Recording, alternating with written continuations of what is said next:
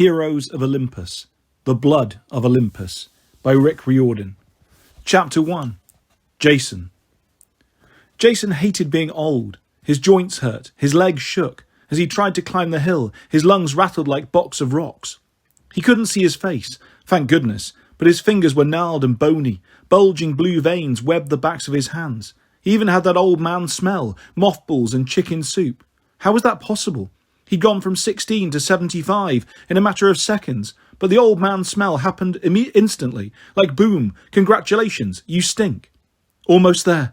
Piper smiled at him. You're doing great. Easy for her to say. Piper and Annabeth were disguised as lovely Greek-serving maidens. Even in their white sleeveless gowns and lace sandals, they had no trouble navigating the rocky path. Piper's mahogany hair was pinned up in a braided spiral. Silver bracelets adorned her arms. She resembled an ancient statue of her mum Aphrodite, which Jason found a little intimidating. Dating a beautiful girl was nerve-wracking enough. Dating a girl whose mum was the goddess of love, well, Jason was always afraid he'd do something unromantic, and Piper's mum would frown down from Mount Olympus and change him into a feral hog. Jason glanced uphill. The summit was still 100 yards above. Worst idea ever. He leaned against a cedar tree and wiped his forehead. Hazel's magic is too good. If I have to fight, I'll be useless. It won't come to that, Annabeth promised. She looked uncomfortable in her serving maiden outfit. She kept hunching her shoulders to keep the dress from slipping. Her pinned-up blonde bun had come undone in the back, and her hair dangled like long spider legs. Knowing her hatred of spiders, Jason decided not to mention that. We infiltrate the palace, she said. We get the information we need, and we get out. Piper set down her amphora, the tall ceramic wine jar in which her sword was hidden. We can rest for a second. Catch your breath, Jason. From her waistcord hung her cornucopia, the magic horn of plenty. Tucked somewhere in the folds of her dress was her knife Catoptris. Piper didn't look dangerous, but if the need arose, she could dual-wield celestial bronze blades or shoot her enemies in the face with ripe mangoes. Annabeth slung her own amphora off her shoulder. She too had a concealed sword, but even without her visible weapon she looked deadly. Her stormy grey eyes scanned the surroundings, alert for any threat. If any dude asked Annabeth for a drink, Jason figured she was more likely to kick the guy in the bifurcum. He tried to steady his breathing. Below them, Aphalus Bay glittered, the water so blue it might have been dyed with food colouring. A few hundred yards offshore, the Argo II rested at anchor. Its white sails looked no bigger than postage stamps, its 90 oars like toothpicks. Jason imagined his friends on deck, following his progress, taking turns with Leo's spyglass, trying not to laugh as they watched Grandpa Jason hobble uphill. Stupid Ithaca, he muttered. He supposed the island was pretty enough. A spine of forested hills twisted down its centre. Chalky white slopes plunged into the sea. Inlets formed rocky beaches, and harbours where red-roofed houses and white stucco churches nestled against the shoreline. The hills were dotted with poppies, crocuses and wild cherry trees. The breeze smelled of blooming myrtle. All very nice, except the temperature was about 105 degrees. The air was as steamy as a Roman bathhouse. It would have been easy for Jason to control the winds and fly to the top of the hill, but no. For the sake of stealth, he had to struggle along as an old dude with bad knees and chicken soup stink. He thought about his last climb, 2 weeks ago, when Hazel and he had faced the bandit Skyron on the cliffs of Croatia. At least then Jason had been at full strength. What they were about to face would be much worse than a bandit. You sure this is the right hill? He asked. Seems kind of, quiet. Piper studied the ridgeline. Braided in her hair was a bright blue harpy feather, a souvenir from last night's attack. The feather didn't exactly go with her disguise, but Piper had earned it, defeating an entire flock of demon chicken ladies by herself while she was on duty. She downplayed the accomplishment, but Jason could feel she felt good about it. The feather was a reminder that she wasn't the same girl she'd been last winter when they first arrived at Camp Half-Blood. The ruins are up there, she promised. I saw them in Catoptris' blade, and you heard what Hazel said. The biggest gathering of evil spirits I've ever sensed, Jason recalled. Yeah, sounds awesome. After battling through the underground temple of Hades, the last thing Jason wanted was to deal with more evil spirits. But the fate of the quest was at stake. The crew of the Argo II had a big decision to make. If they chose wrong, they would fail, and the entire world would be destroyed. Piper's blade, Hazel's magical senses, and Annabeth's instincts all agreed. The answer lay here in Ithaca, at the ancient palace of Odysseus, where a horde of evil spirits had gathered to await Gaia's orders. The plan was to sneak among them, learn what was going on and decide the best course of action, then get out, preferably alive. Annabeth readjusted her golden belt. I hope our disguises hold up. The suitors were nasty customers when they were alive. If they find out we're demigods... Hazel's magic will work, Piper said. Jason tried to believe that. The suitors, 100 of the greediest, evilest cutthroats who'd ever lived. When Odysseus, the great king of Ithaca, went missing after the Trojan War, this mob of B-list princes had invaded his palace and refused to leave, each one hoping to marry Queen Penelope and take over the kingdom. Odysseus managed to return in secret and slaughter them all. Your basic happy homecoming. But if Piper's visions were right, the suitors were now back, haunting the place where they died. Jason couldn't believe he was about to visit the actual palace of Odysseus, one of the most famous Greek heroes of all time. Then again, the whole quest had been one mind-blowing event after another. Annabeth herself had just come back from the eternal abyss of a Tartarus. Given that, Jason decided maybe he shouldn't complain about being an old man. Well, he steadied himself with his walking stick. If I look as old as I feel, my disguise must be perfect. Let's get going. As they climbed, sweat trickled down his neck. His calves ached. Despite the heat, he began to shiver, and, try as he might, he couldn't stop thinking about his recent dreams. Ever since the House of Hades, they'd become more vivid. Sometimes Jason stood in the underground temple of Epirus, the giant Clytius looming over him, speaking in a chorus of disembodied voices. It took all of you together to defeat me. What will you do when the Earth Mother opens her eyes? Other times Jason found himself at the crest of Half-Blood Hill. Gaia, the Earth Mother, rose from the ground, a swirling figure of soil, leaves and stones. Poor child. Her voice resonated across the landscape, shaking the bedrock under Jason's feet. Your father is first among the gods, yet you are always second best, to your Roman comrades, to your Greek friends, even to your family. How will you prove yourself? His worst dream started in the courtyard of the Sonoma Wolf House. Before him stood the goddess Juno, glowing with the radiance of molten silver. Your life belongs to me, her voice thundered, an appeasement from Zeus. Jason knew he shouldn't look, but he couldn't close his eyes as Juno went supernova, revealing her true godly form. Pain seared Jason's mind. His body burned away in layers like an onion. Then the scene changed. Jason was still at the Wolf House, but now he was a little boy, no more than 2 years old. A woman knelt before him, her lemony scent so familiar. Her features were watery and indistinct, but he knew her voice, bright and brittle, like the thinnest layer of ice over a vast stream. I will be back for you, dearest, she said. I will see you soon. Every time Jason woke up from that nightmare, his face was beaded with sweat. His eyes stung with tears. Nico D'Angelo had warned him. The House of Hades would stir their worst memories, make them see things and hear things from the past. Their ghosts would become restless. Jason had hoped that particular ghost would stay away, but every night the dream got worse. Now he was climbing to the ruins of a palace where an army of ghosts had gathered. That doesn't mean she'll be there, Jason told himself, but his hands wouldn't stop trembling. Every step seemed harder than the last. Almost there, Annabeth said. Let's... Boom! The hillside rumbled. Somewhere over the ridge, a crowd roared in approval, like spectators in a coliseum. The sound made Jason's skin crawl. Not so long ago, he'd fought for his life in the Roman Colosseum before a cheering ghostly audience. He wasn't anxious to repeat the experience. What was that explosion? He wondered. Don't know, Piper said, but it sounds like they're having fun. Let's go make some dead friends. Chapter 2. Jason. Naturally, the situation was worse than Jason expected. It wouldn't have been any fun otherwise. Peering through the olive bushes at the top of the rise, he saw what looked like an out-of-control zombie frat party. The ruins themselves weren't that impressive. A few stone walls, a weed-choked central courtyard, a dead-end stairwell chiselled into the rock, some plywood sheets covered a pit, and a metal scaffold supported a cracked archway. But superimposed over the ruins was another layer of reality, a spectral mirage of the palace as it must have appeared in its heyday. Whitewashed stucco walls, lined with balconies, rose 3 stories high. Columned porticos faced the central atrium, which had a huge fountain and bronze braziers. At a dozen banquet tables, ghouls laughed and ate and pushed one another around. Jason had expected about 100 spirits, but twice that many were milling about, chasing spectral serving girls, smashing plates and cups, and basically making a nuisance of themselves. Most looked like lairs from Camp Jupiter, transparent purple wraiths in tunics and sandals. A few revellers had decayed bodies with grey flesh, matted clumps of hair and nasty wounds. Others seemed to be regular living mortals, some in togas, some in modern business suits or army fatigues. Jason even spotted one guy in a purple Camp Jupiter t-shirt and Roman legionnaire armour.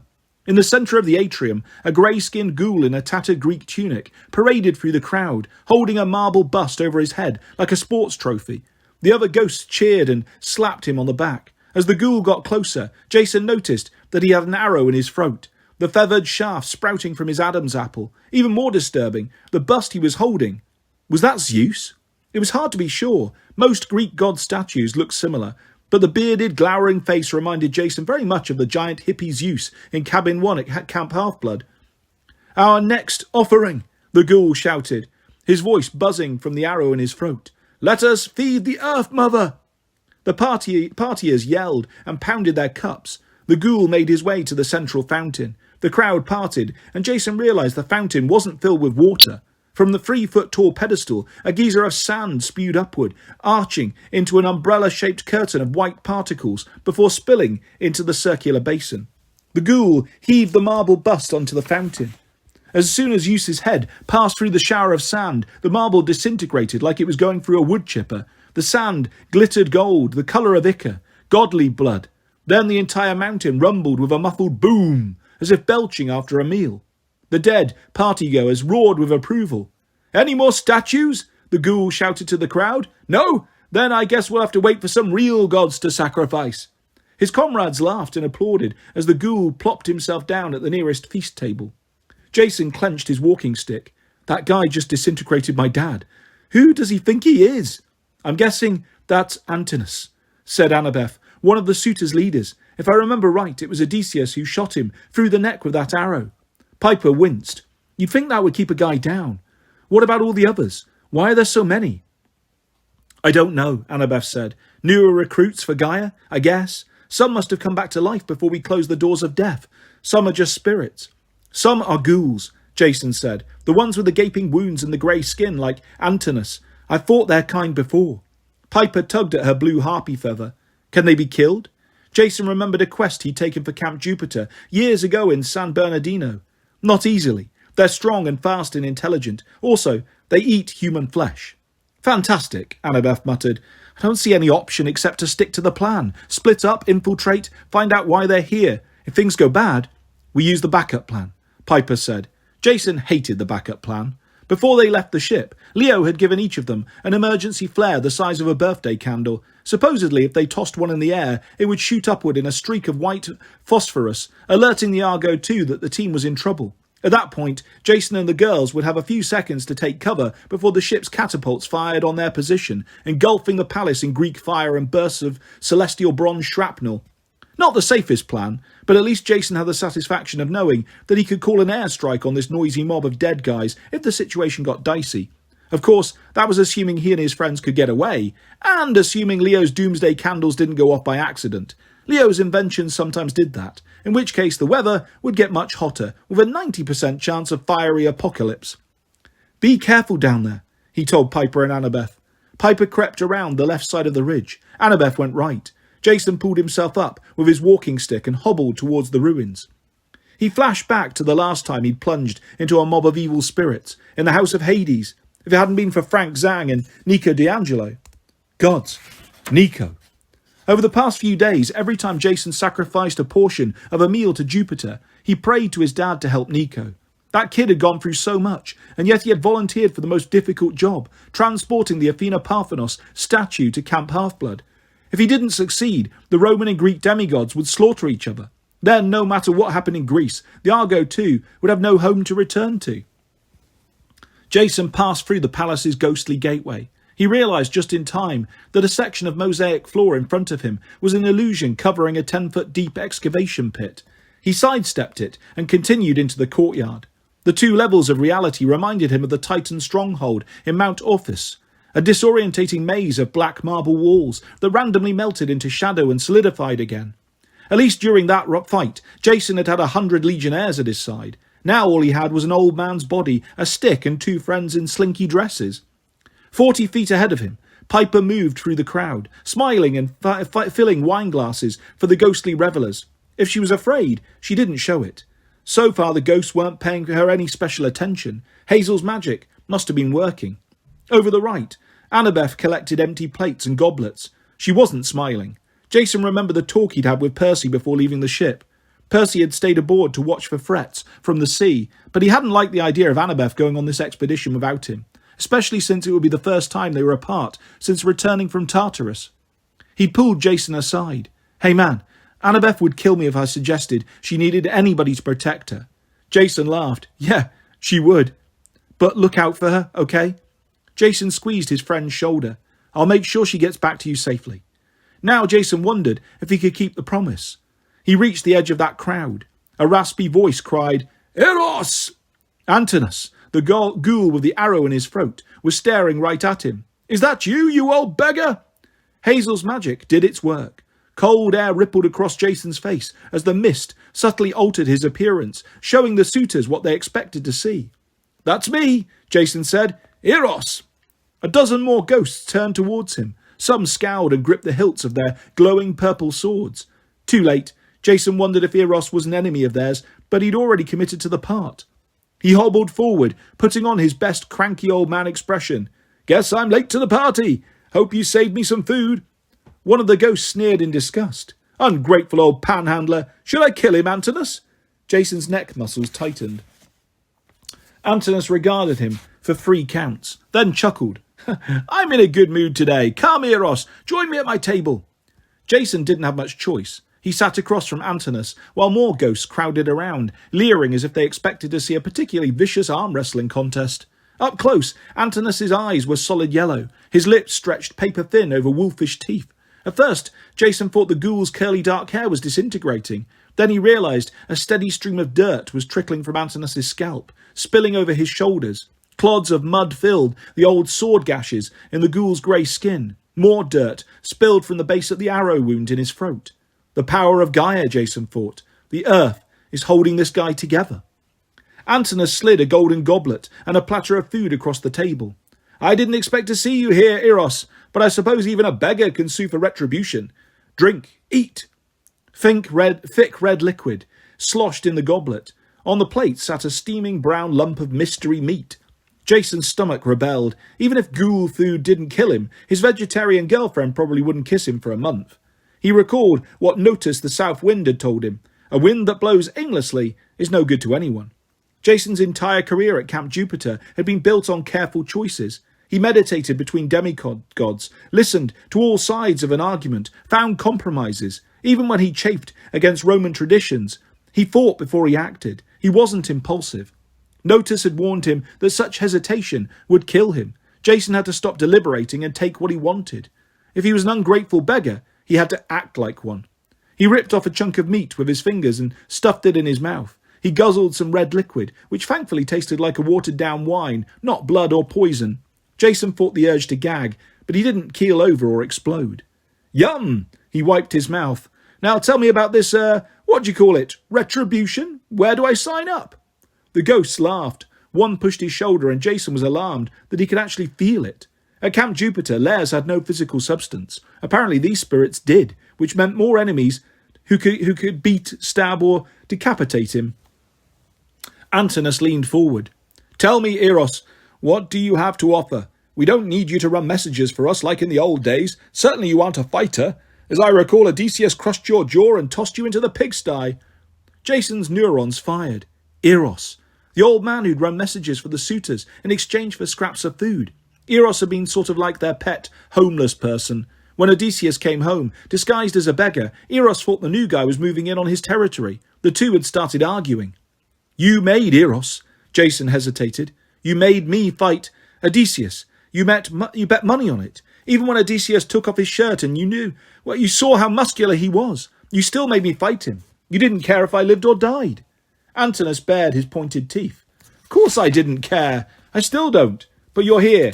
So Gaia must have had a reason to allow you back into the mortal world. Tell me, why are you worthy of a share in our spoils?"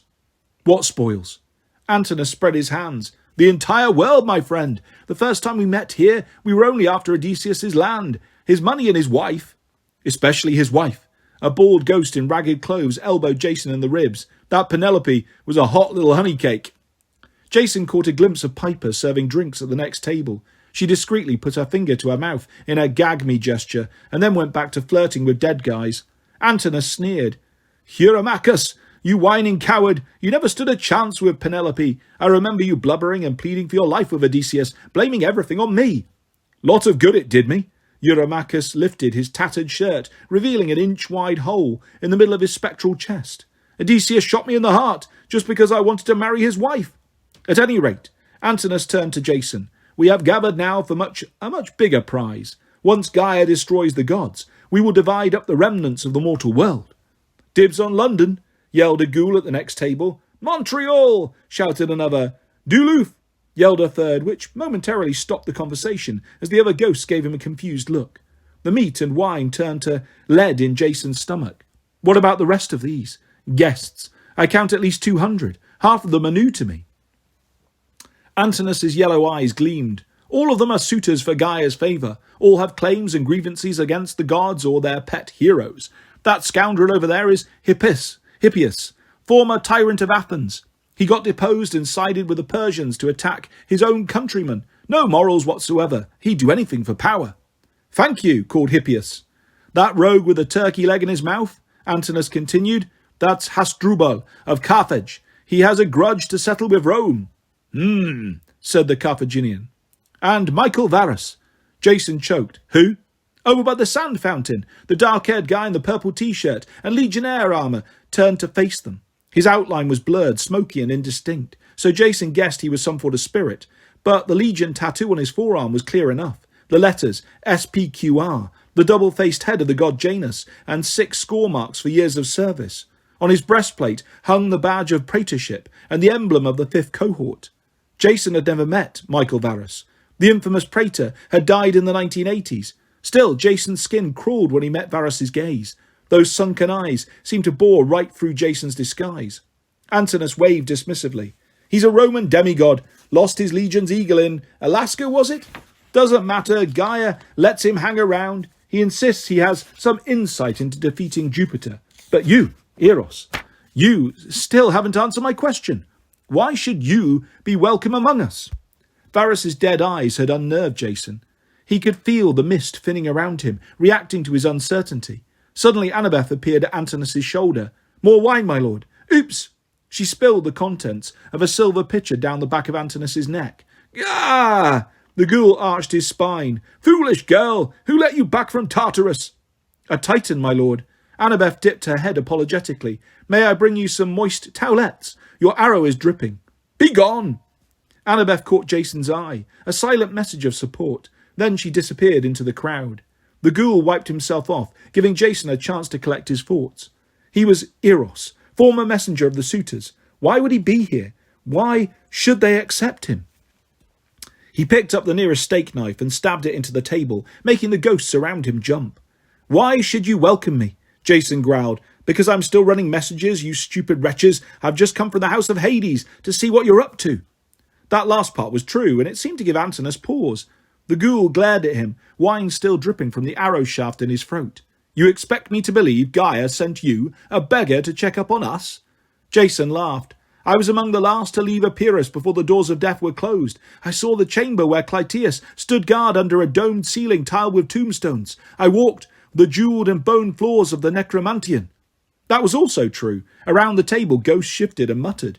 So, Antinous, Jason jabbed a finger at the ghoul. Maybe you should explain to me why you're worthy of Gaia's favour. All I see is a crowd of lazy, dawdling dead folk enjoying themselves and not helping the war effort. What should I tell the Earth Mother? From the corner of his eye, Jason saw Piper flash him an approving smile. Then she returned her attention to a glowing purple Greek dude who was trying to make her sit on his lap. Antinous wrapped his hand around the steak knife Jason had impaled in the table. He pulled it free and studied the blade. If you come from Gaia, you must know we are here under orders. Porphyrion decreed it. Antinous ran the knife blade across his palm. Instead of blood, dry dirt spilled from the cut. You do know, Porphyrion. Jason struggled to keep his nausea under control. He remembered Porphyrion just fine from their battle at the Wolf House. The Giant King. Green skin, 40 feet tall, white eyes, hair braided with weapons. Of course I know him. He's a lot more impressive than you. He decided not to mention that the last time he'd seen the Giant King, Jason had blasted him in the head with lightning. For once, Antinous looked speechless, but his bald ghost friend, Eurymachus, put an arm around Jason's shoulders. Now, friend, Eurymachus smelled like sour wine and burning electrical wires. His ghostly touch made Jason's ribcage tingle. I'm sure we didn't mean to question your credentials. It's just, well, if you've spoken with Porphyrion in Athens, you know why we're here. I assure you we're doing exactly as he ordered. Jason tried to mask his surprise. Porphyrion in Athens? Gaia had promised to pull up the gods by their roots. Chiron, Jason's mentor at Camp Half-Blood, had assumed that meant that the giants would try to rouse the earth goddess at the original Mount Olympus. But now, the Acropolis, Jason said, the most ancient temples to the gods, in the middle of Athens. That's where Gaia will wake. Of course, Eurymachus laughed. The wound in his chest made a popping sound, like a porpoise's blowhole. And to get there, those meddlesome demigods will have to travel by sea, eh? They know it's too dangerous to fly over land. Which means they'll have to pass this island, Jason said. Eurymachus nodded eagerly. He removed his arm from Jason's shoulders and dipped his finger in his wine glass. At that point, they'll have to make a choice, eh? On the tabletop he traced a coastline, red wine glowing unnaturally against the wood. He drew Greece like a misshapen hourglass, a large dangly blob for the northern mainland, then another blob below it, almost as large, the big chunk of land known as the Peloponnese. Cutting between them was a narrow line of sea, the Straits of Corinth. Jason hardly needed a picture. He and the rest of the crew had spent the last day at sea studying maps. The most direct route, Eurymachus said, will be due east from here across the Straits of Corinth. But if they try to go that way... Enough, Antinous snapped. You have a loose tongue, Eurymachus. The ghost looked offended. I wasn't going to tell him everything, just about the Cyclops' armies, massed on either shore, and the raging storm spirits in the air, and those vicious sea monsters Cato sent to infest the waters, and of course the ship got as far as Delphi. Idiot! Antinous lunged across the table and grabbed the ghost's wrist. A thin crust of dirt spread from the ghoul's hand, straight up Eurymachus' spectral arm. No! Eurymachus yelped. Please! I only meant... The ghost screamed as the dirt covered his body like a shell, then cracked apart, leaving nothing but a pile of dust. Eurymachus was gone. Antinous sat back and brushed off his hands. The other suitors at the table watched him in wary silence. Apologies, Eros. The ghoul smiled coldly. All you need to know is this. The ways to Athens are well guarded, just as we promised. The demigods would either have to risk the straits, which are impossible, or sail around the entire Peloponnese, which is hardly much safer. In any event, it's unlikely they will survive long enough to make that choice. Once they reach Ithaca, we will know. We will stop them here and Gaia will see how valuable we are. You can take that message back to Athens.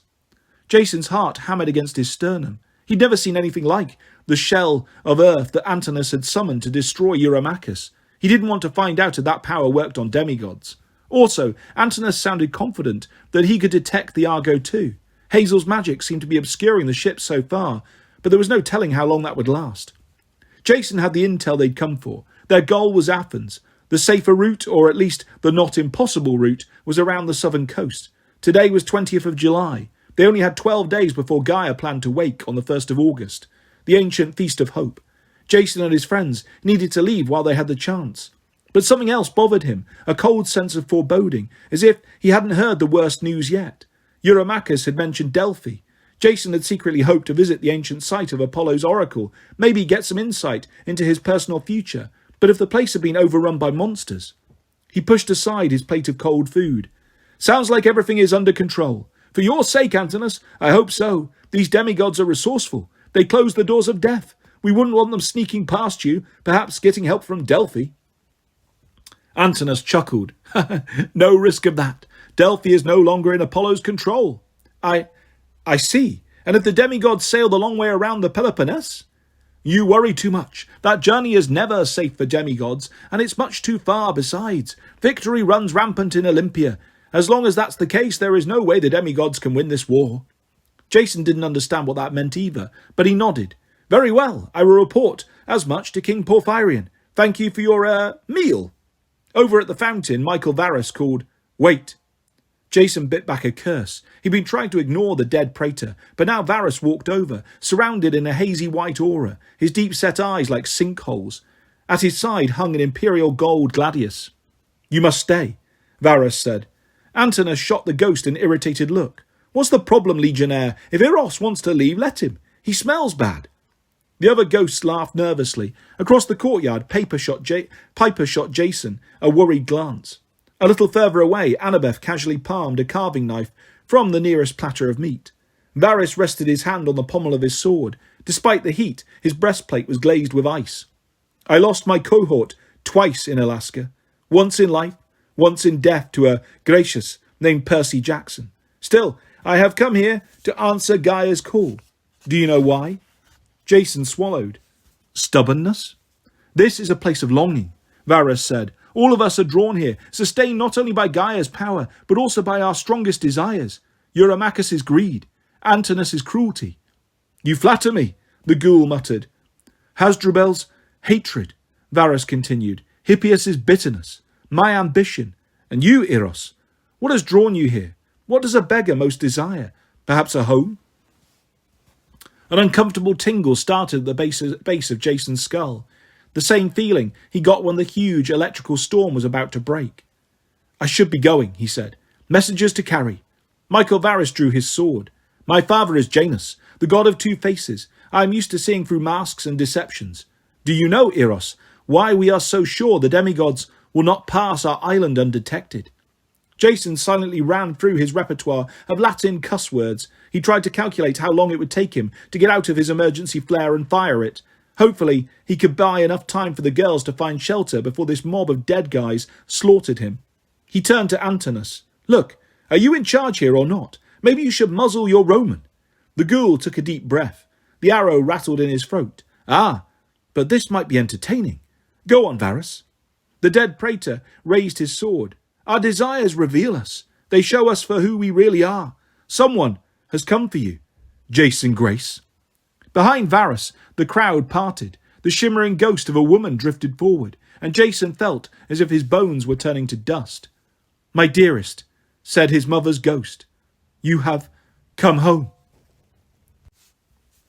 Chapter 3. Jason. Somehow he knew her. He recognised her dress, a flowery green and red wraparound, like the skirt of a Christmas tree. He recognised the colourful plastic bangles on her wrists that had dug into his back when she hugged him goodbye at the Wolf House. He recognised her hair, an over-teased corona of dyed blonde curls, and her scent of lemons and aerosol. Her eyes were blue like Jason's, but they gleamed with fractured light, like she'd just come out of a bunker after a nuclear war, hungrily searching for familiar details in a changed world. "Dearest," she held out her arms. Jason's vision tunnelled. The ghosts and ghouls no longer mattered. His mist disguise burned off. His posture straightened. His joints stopped aching. His walking stick turned back into an imperial gold gladius. The burning sensation didn't stop. He felt as if layers of his life were being seared away. His months at Camp Half-Blood, his years at Camp Jupiter, his training with Lupa, the wolf goddess. He was scared and vulnerable, a 2-year-old again. Even the scar on his lip, from which he'd tried to eat a stapler as a toddler, stung like a fresh wound. "Mum?" he managed. "Yes, dearest." Her image flickered. "Come, embrace me. You're not real." Of course she is real. Michael Varus's voice sounded far away. "Did you think Gaia would let such an important spirit languish in the underworld? She is your mother, Beryl Grace, star of television, sweetheart to the king of Olympus, who rejected her, but not once but twice, in both his Greek and Roman aspects. She deserves justice, as much as any of us." Jason's heart felt wobbly. The suitors crowded around him, watching. "I'm their entertainment," Jason realised. The ghosts probably found this even more amusing than two beggars fighting to the death. Piper's voice cut through the buzzing in his head. "Jason, look at me." She stood 20 feet away, holding her ceramic amphora. Her smile was gone. Her gaze was fierce and commanding, as impossible to ignore as the blue harpy feather in her hair. "That isn't your mother. Her voice is working some kind of magic on you, like charm speak, but more dangerous. Can't you sense it?" "She's right." Annabeth climbed onto the nearest table. She kicked aside a platter, startling a dozen suitors. "Jason, that's only a remnant of your mother. Like an Ara, maybe, or a remnant." His mother's ghost sobbed. "Yes, Look what I have been reduced to. It's Jupiter's fault. He abandoned us. He wouldn't help me. I didn't want to leave you in Sonoma, my dear, but Juno and Jupiter gave me no choice. They wouldn't allow us to stay together. Why fight for them now? Join these suitors. Lead them. We can be a family again." Jason felt hundreds of eyes on him. This had been the story of my life, he thought bitterly. Everyone had always watched him, expecting him to lead the way. From the moment he'd arrived at Camp Jupiter, the Roman demigods had treated him like a prince in waiting. Despite his attempts to alter his destiny, joining the worst cohort, trying to change the camp traditions, taking the least glamorous missions and befriending the least popular kids, he had been made praetor anyway. As a son of Jupiter, his future had been assured. He remembered what Hercules had said to him at the Straits of Gibraltar. It's not easy being a son of Zeus. Too much pressure. Eventually, it can make a guy snap. Now Jason was here, drawn as taut as a bowstring. "You left me," he told his mother. "That wasn't Jupiter or Juno. That was you." Beryl Grace stepped forward. The worry lines around her eyes, the pained tightness in her mouth, reminded Jason of his sister, Thalia. "Dearest, I told you I would come back. Those were my last words to you. Don't you remember?"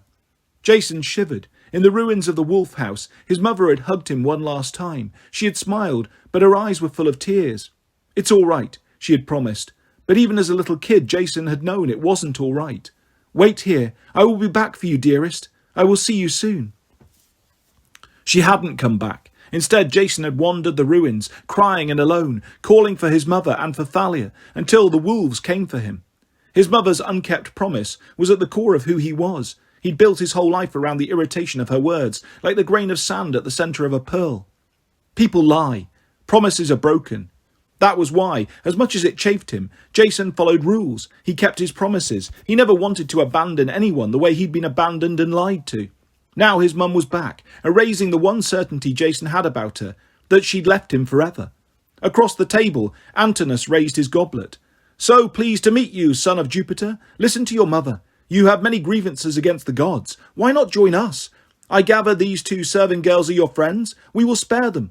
You wish to have your mother remain in the world? We can do that. You wish to be a king? No." Jason's mind was spinning. "No, I don't belong with you." Michael Varus regarded him with cold eyes. "Are you so sure, my fellow praetor? Even if you defeat the giants in Gaia, would you return home like Odysseus did? Where is your home now? With the Greeks? With the Romans? No one will accept you. And if you get back, who's to say you won't find ruins like this?" Jason scanned the palace courtyard. Without the illusory balconies and colonnades, there was nothing but a heap of rubble on a barren hilltop. Only the fountain seemed real, spewing forth sand like a reminder of Gaia's limitless power. "You were a legion officer," he told Varus, "a leader of Rome." "So were you," Varus said. "Loyalties change." "You think I belong with this crowd?" Jason asked. "A bunch of dead losers waiting for a free handout from Gaia, whining that the world owes them something." Around the courtyard, ghosts and ghouls rose to their feet and drew weapons. "Beware," Piper yelled at the crowd. "Every man in this palace is your enemy. Each one will stab you in the back at the first chance."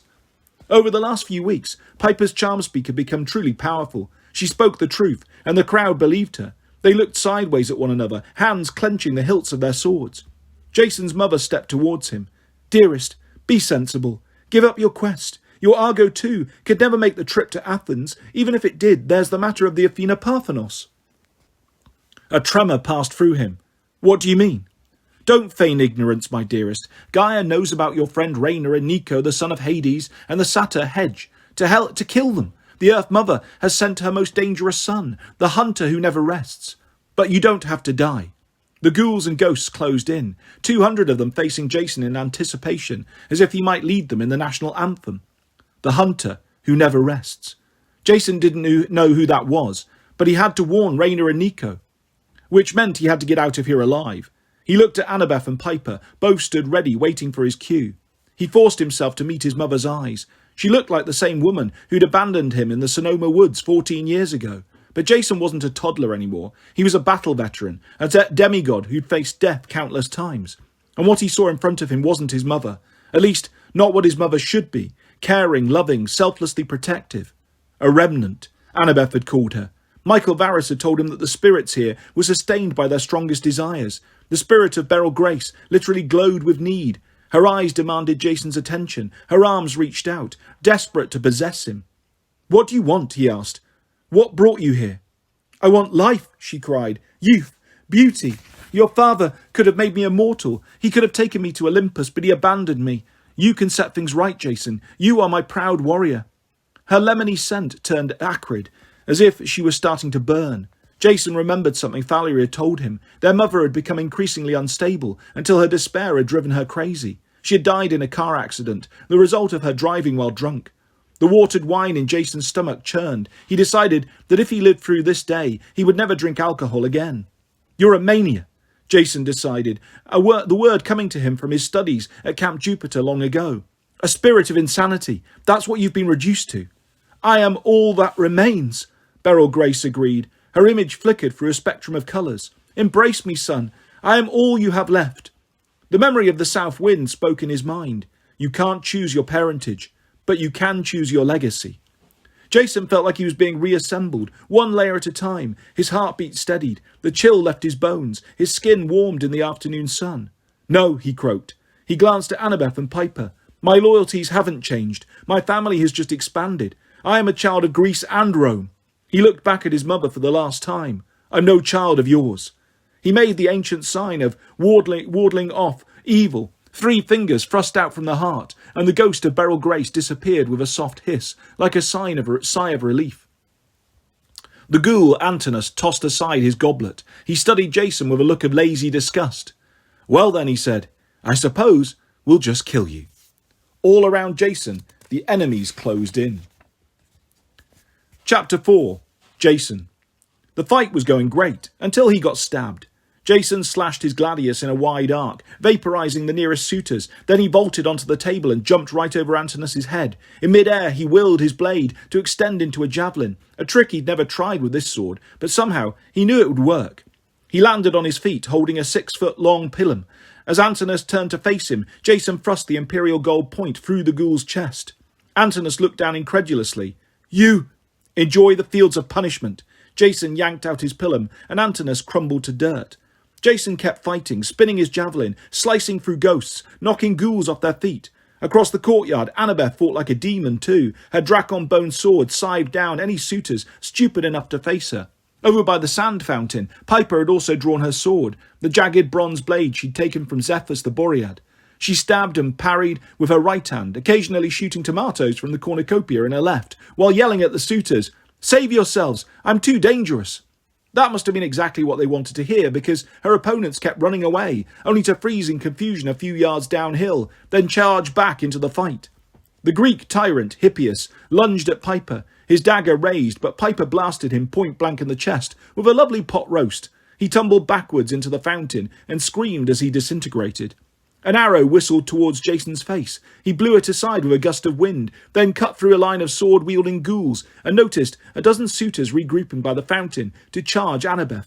He lifted his javelin to the sky. A bolt of lightning ricocheted off the point and blasted the ghost to eons, leaving a smoking crater where the sand fountain had been.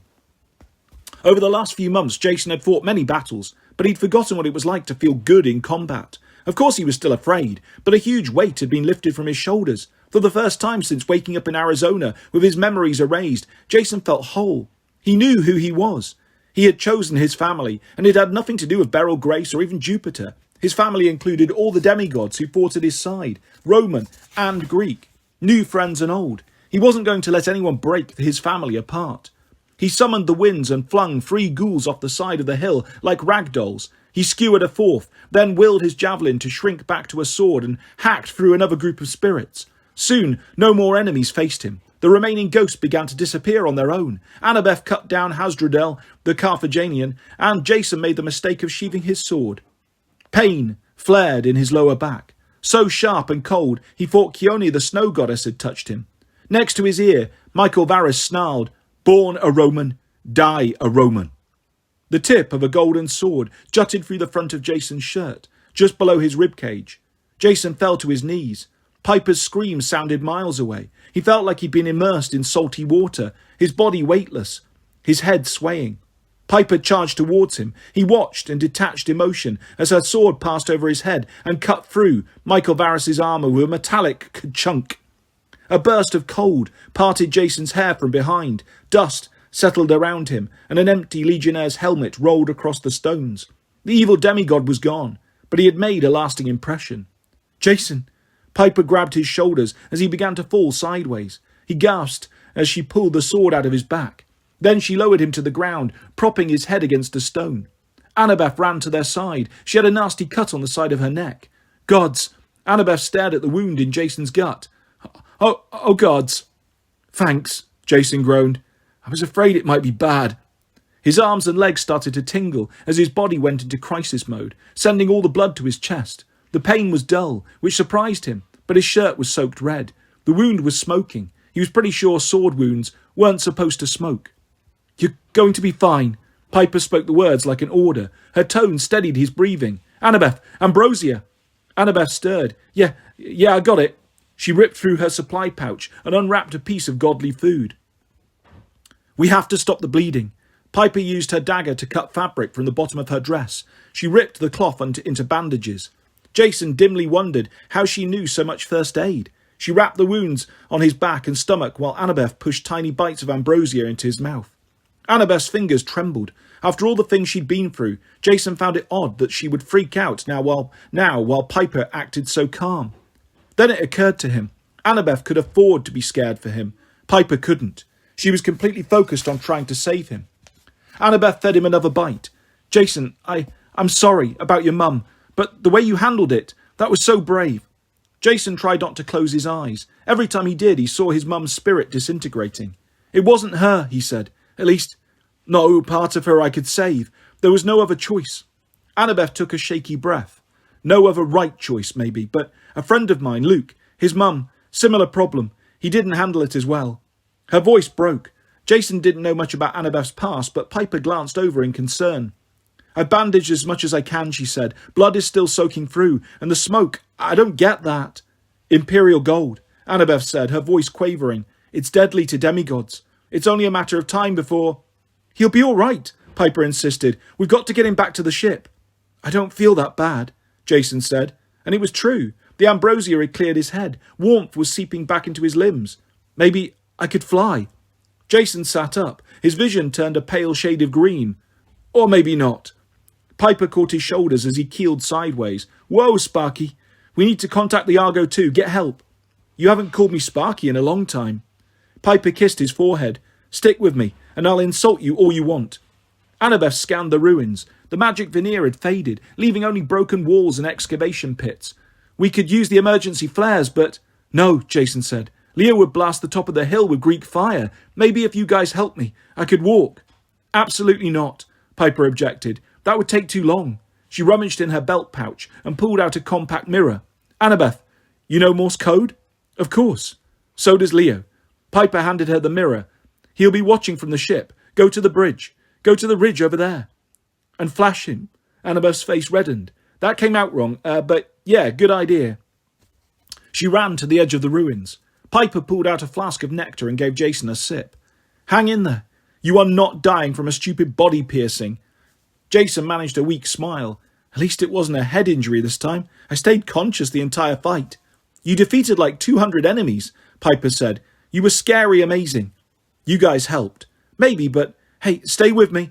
Jason's head started to droop. The cracks in the stones came into sharper focus. Little dizzy," he muttered. "More nectar," Piper ordered. "There, taste okay?" Yeah, fine." In fact, the nectar tasted like liquid sawdust, but Jason kept that to himself. Ever since the House of Hades, when he'd resigned his praetorship, ambrosia and nectar didn't taste like his favourite foods from Camp Jupiter. It was as if the memory of his old home no longer had the power to heal him. "Born a Roman, die a Roman," Michael Varys had said. He looked at the smoke curling from his bandages. He had worse things to worry about than the blood loss. Annabeth was right about Imperial gold. The stuff was deadly to demigods, as well as monsters. The wound from Varys' blade would do its best to eat away at Jason's life force. He'd seen a demigod die like that once before. It hadn't been fast or pretty. "I can't die," he told himself. "My friends are depending on me." Antinous' words rang in his ears about the giants in Athens, the impossible trip facing the Argo II, the mysterious hunter Gaia had sent to intercept the Athena Parthenos. "Rayna, Nico and Coach Hedge," he said. "They're in danger. We need to warn them." "We'll take care of it when we get back to the ship," Piper promised. Your job right now is to relax." Her tone was light and confident, but her eyes brimmed with tears. "Besides, those three are a tough group. They'll be fine." Jason hoped she was right. Rayner had risked so much to help them. Coach Hedge was annoying sometimes, but he'd been a loyal protector for the entire crew. And Nico, Jason felt especially worried about him. Piper brushed her thumb against the scar on his lip. "Once the war is over, everything will work out for Nico. You've done what you could, being a friend to him." Jason wasn't sure what to say. He hadn't told Piper anything about his conversations with Nico. He'd kept D'Angelo's secret. Still, Piper seemed to sense what was wrong. As a daughter of Aphrodite, maybe she could tell when somebody was struggling with heartache. She hadn't pressured Jason to talk about it, though. He appreciated that. Another wave of pain made him wince. "Concentrate on my voice." Piper kissed his forehead. "Think about something good. Birthday cake in the park in Rome." "That was nice." "Last winter," she suggested. "The s'mores fight at the campfire." "I totally got you." "You had marshmallows in your hair for days." "I did not." Jason's mind drifted back to better times. He just wanted to stay there, talking with Piper, holding her hand, not worrying about giants or Gaia or his mother's madness. He knew they should get back to the ship. He was in bad shape. They had the information they'd come for, but as he lay there on the cool stones, Jason felt a sense of incompleteness. The story of the suitors and Queen Penelope, his thoughts about family, his recent dreams, those things all swirled around in his head. There was something more to this place, something he'd missed. Annabeth came back limping from the edge of the hill. "Are you hurt?" Jason asked her. Annabeth glanced at her ankle. "It's fine, just the old break from the Roman caverns, sometimes when I'm stressed." "That's not important. I signalled Leo. Frank's going to change form, fly up here and carry you back to the ship. I need to make a litter to keep you stable." Jason had a terrifying image of himself in a hammock, swinging between the claws of Frank the giant eagle, but he decided it would be better than dying. Annabeth set to work. She collected scraps left behind by the suitors, a leather belt, a torn tunic, sandal straps, a red blanket and a couple of broken spear shafts. Her hands flew across the materials, ripping, weaving, tying and braiding. "How are you doing that?" Jason asked in amazement. "Learned it during my quest under Rome." Annabeth kept her eyes on her work. "I'd never had a reason to try weaving before, but it's handy for certain things, like getting away from spiders." She tied off one last bit of leather cord, and voila! A stretcher large enough for Jason, with spear shafts as carrying handles and safety straps across the middle. Piper whistled appreciatively. "The next time I need a dress altered, I'm coming to you." "Shut up, McLean," Annabeth said, but her eyes glinted with satisfaction. "Now, let's get him secured."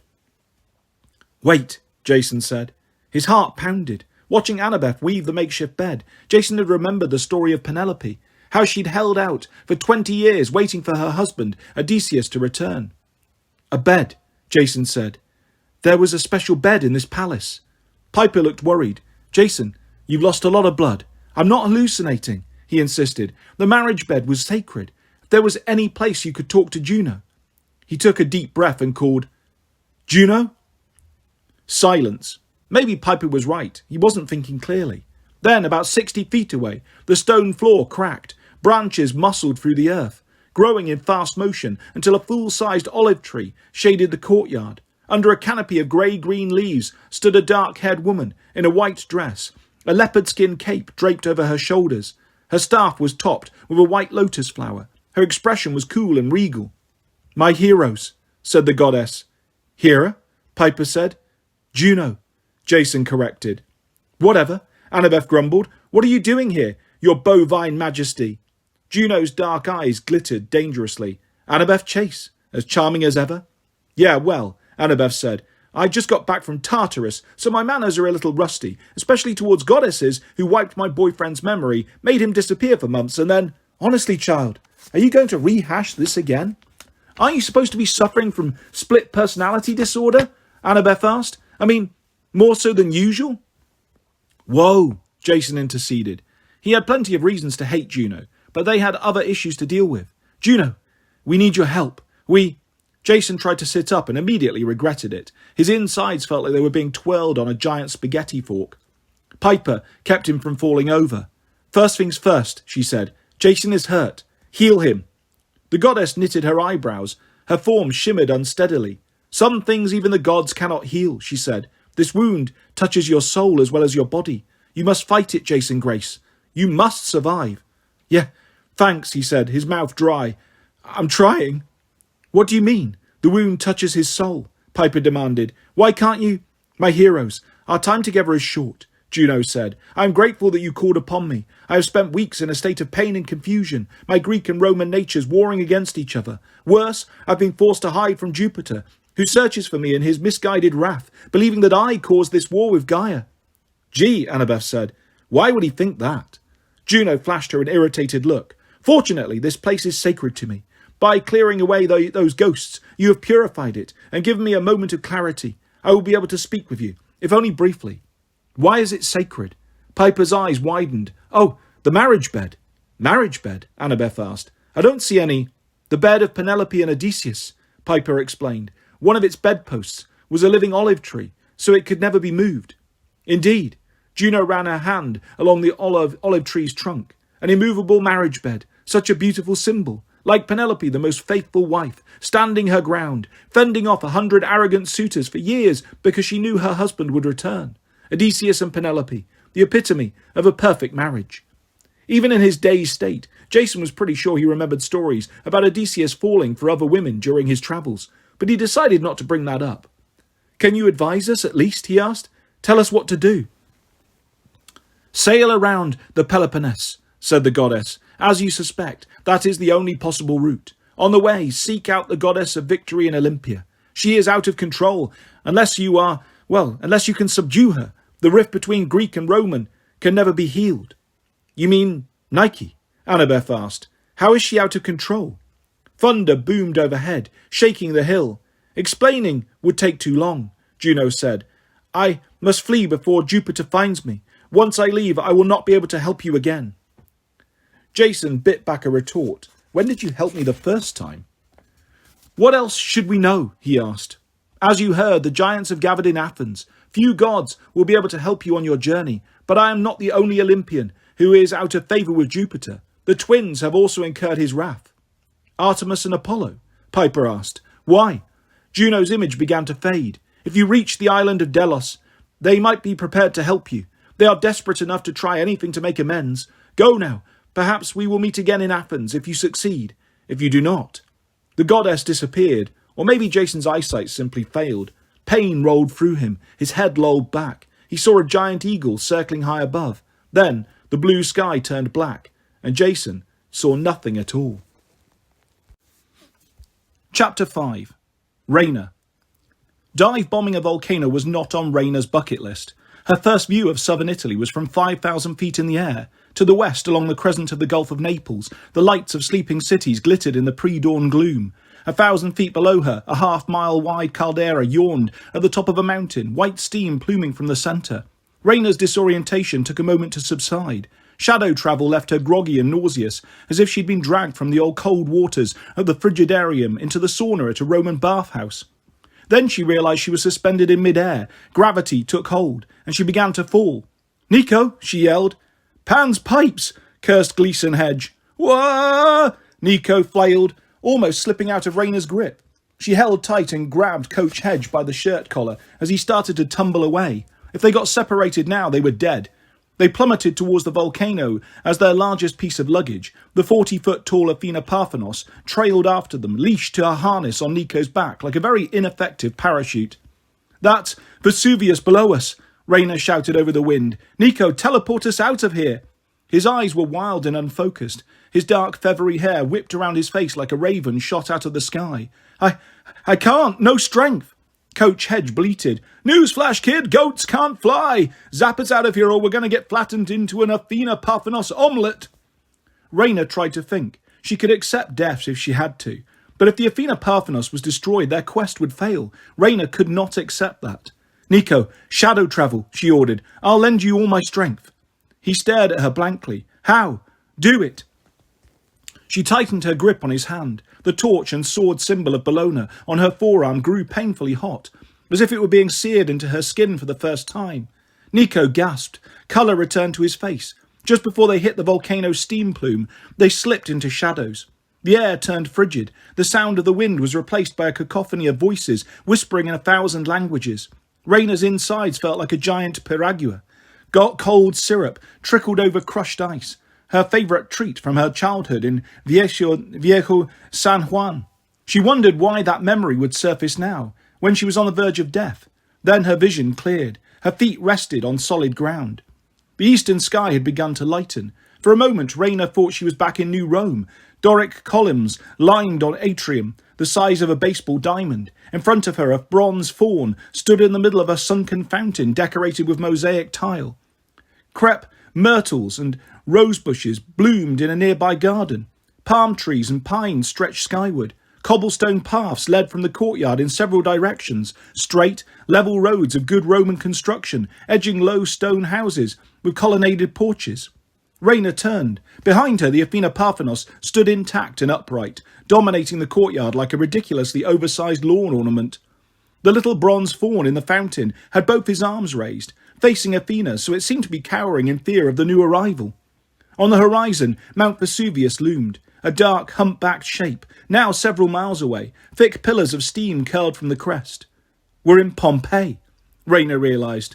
Oh, that's not good, Nico said, and he immediately collapsed. Whoa! Coach Hedge caught him before he hit the ground. The satyr propped him against Athena's feet and loosened the harness that attached Nico to the statue. Raina's own knees buckled. She'd expected some backlash. It happened every time she shared her strength. But she hadn't anticipated so much raw anguish from Nico D'Angelo. She sat down heavily, just managing to stay conscious. Gods of Rome! If this was only a portion of Nico's pain, how could he bear it? She tried to steady her breathing while Coach Hedge rummaged through his camping supplies. Around Nico's boots, the stones cracked. Dark seams radiated outwards like a shotgun blast of ink, as if Nico's body were trying to expel all the shadows he'd travelled through. Yesterday had been worse, an entire meadow withering, skeletons rising from the earth. Raina wasn't anxious for that to happen again. Drink something. She offered him a canteen of unicorn draught, powdered horn mixed with sanctified water from the little Tiber. They found it worked on Nico better than nectar, helping to cleanse the fatigue and darkness from his system with less danger of spontaneous combustion. Nico gulped it down. He still looked terrible. His skin had a bluish tint. His cheeks were sunken. Hanging at his side, the sceptre of Diocletian glowed angry purple, like a radioactive bruise. He studied Raina. How did you do that? That surge of energy. Raina turned her forearm. The tattoo still burned like hot wax. The symbol of Bologna, SPQR, with 4 lines for her years of service. I don't like to talk about it, she said, but it's a power from my mother. I can impart strength to others. Coach Hedge looked up from his rucksack. Seriously? Why haven't you hooked me up, Roman girl? I want super muscles. Raina frowned. It doesn't work like that, Coach. I can only do it in life and death situations, and it's more useful in large groups. When I command troops, I can share whatever attributes I have. Strength, courage, endurance, multiplied by the size of my forces. Nico arched an eyebrow. Useful for a Roman praetor? Raina didn't answer. She preferred not to speak of her power for exactly this reason. She didn't want the demigods under her command to think she was controlling them, or that she'd become a leader because she had some special magic. She could only share the qualities she already possessed, and she couldn't help anyone who wasn't worthy of being a hero. Coach Hedge grunted. Too bad. Super muscles would be nice. He went back to sorting through his pack, which seemed to hold a bottomless supply of cooking utensils, survivalist gear, and random sports equipment. Nico took another swig of unicorn draught. His eyes were heavy with exhaustion, but Raina could tell he was fighting to stay awake. You stumbled just now, he noted. When you use your power, do you get some sort of, feedback from me? It's not mind reading, she said. Not even an empathy link, just a temporary wave of exhaustion. Primal emotions. Your pain washes over me. I take on some of your burden. Nico's expression became guarded. He twisted the silver skull ring on his finger, the same way Raina did with her silver ring when she was thinking. Sharing a habit with the son of Hades made her uneasy. She'd felt more pain from Nico in their brief connection than she had from her entire legion during the battle against the giant Polybatus. It had drained her worse than the last time she'd used her power to sustain her Pegasus Scipio during their journey across the Atlantic. She tried to push away that memory. Her brave, winged friend dying from poison, his muzzle in her lap, looking at her trustingly as she raised her dagger to end his misery. Gods no, she couldn't dwell on that or it would break her. But the pain she'd felt from Nico was sharper. You should rest, she told him, after 2 jumps in a row. Even with a little help, you're lucky to be alive. We'll need you to be ready again by nightfall. She felt bad asking him to do something so impossible. Unfortunately, she'd had a lot of practice pushing demigods beyond their limits. Nico clenched his jaw and nodded. We're stuck here now. He scanned the ruins. But Pompeii is the last place I would have chosen to land. This place is full of lemurs. Lemurs? Coach Hedge seemed to be making some sort of snare out of a kite string, a tennis racket, and a hunting knife. You mean those cute fuzzy critters? No, Nico sounded annoyed, like he got that question a lot. Lemurs.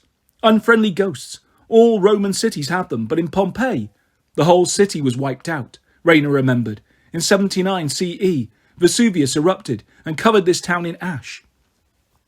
Nico nodded. A tragedy like that creates a lot of angry spirits. Coach Hedge eyed the distant volcano. It's steaming. Is that a bad sign? I'm not sure. Nico picked at a hole in the knee of his black jeans. Mountain gods, the Ore, can sense children of Hades. It's impossible. It's possible that why we were pulled, of course. That's why. The spirit of Vesuvius might have been intentionally trying to kill us, but I doubt the mountain can hurt us this far away. Working up to a full eruption would take too long. The immediate threat is all around us. The back of Rayner's neck tingled. She'd grown used to Lairs, the friendly spirits at Camp Jupiter, but even they made her uneasy. They didn't have a good understanding of personal space. Sometimes they'd walk right through her, leaving her with vertigo. Being in Pompeii gave Rayner the same feeling, as if the whole city was one big ghost that had swallowed her whole.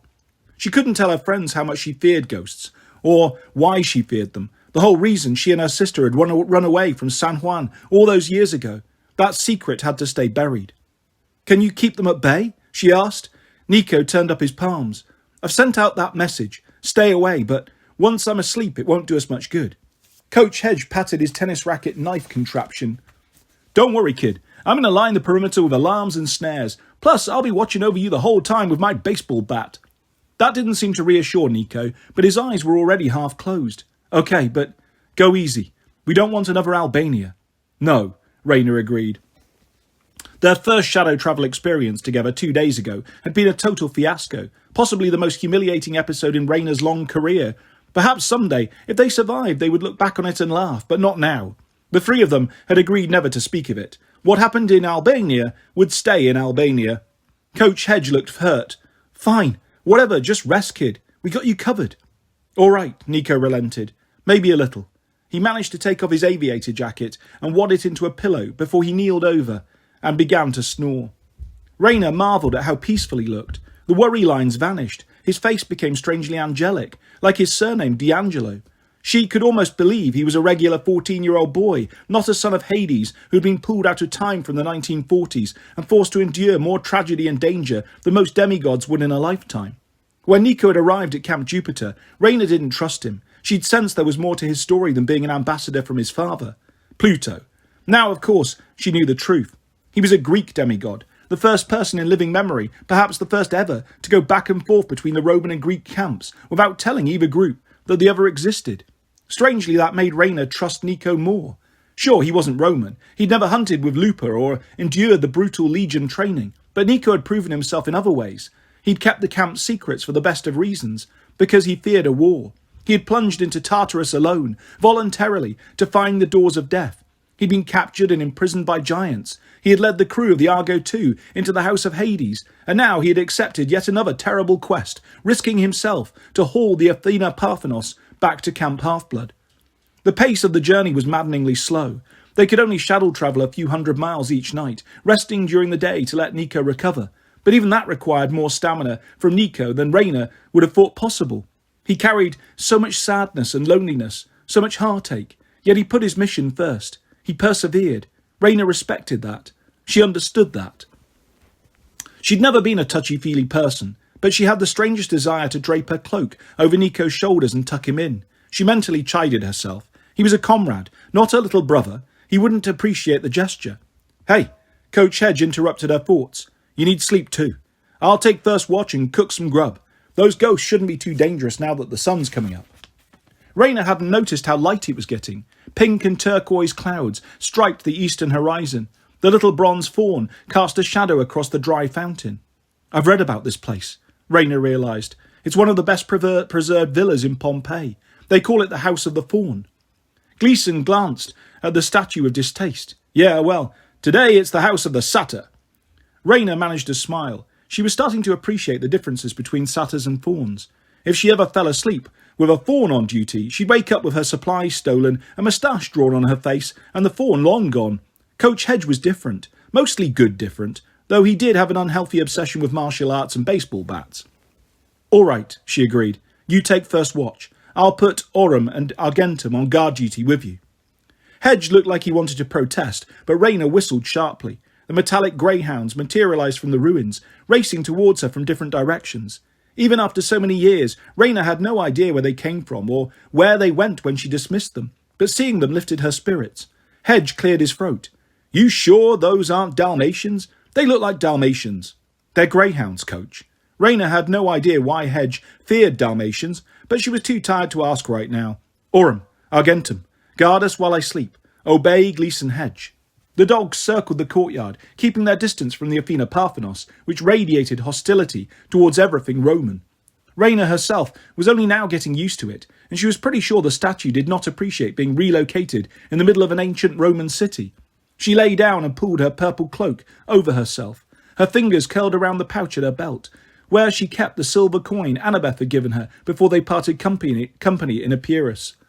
"It's a sign that things can change," Annabeth had told her. "The mark of Athena is yours now. Maybe the coin will bring you luck." Whether that luck would be good or bad, Rayna wasn't sure. She took one last look at the bronze faun, cowering before the sunrise, and the Athena Parthenos, and then she closed her eyes and slipped into dreams. Chapter 6. Rayna. Most of the time, Rayna could control her nightmares. She had trained her mind to start all her dreams in her favourite place, the Garden of Bacchus on the tallest hill in New Rome. She felt safe and tranquil there. When visions invaded her sleep, as they always did with demigods, she could contain them by imagining they were reflections in the garden's fountain.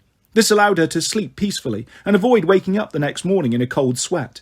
Tonight, however, she wasn't so lucky. The dream began well enough. She stood in the garden on a warm afternoon, the arbour heavy with blooming honeysuckle. In the central fountain, the little statue of Bacchus spouted water into the basin. The golden domes and red-tiled roofs of New Rome spread out below her. Half a mile west rose the fortifications of Camp Jupiter.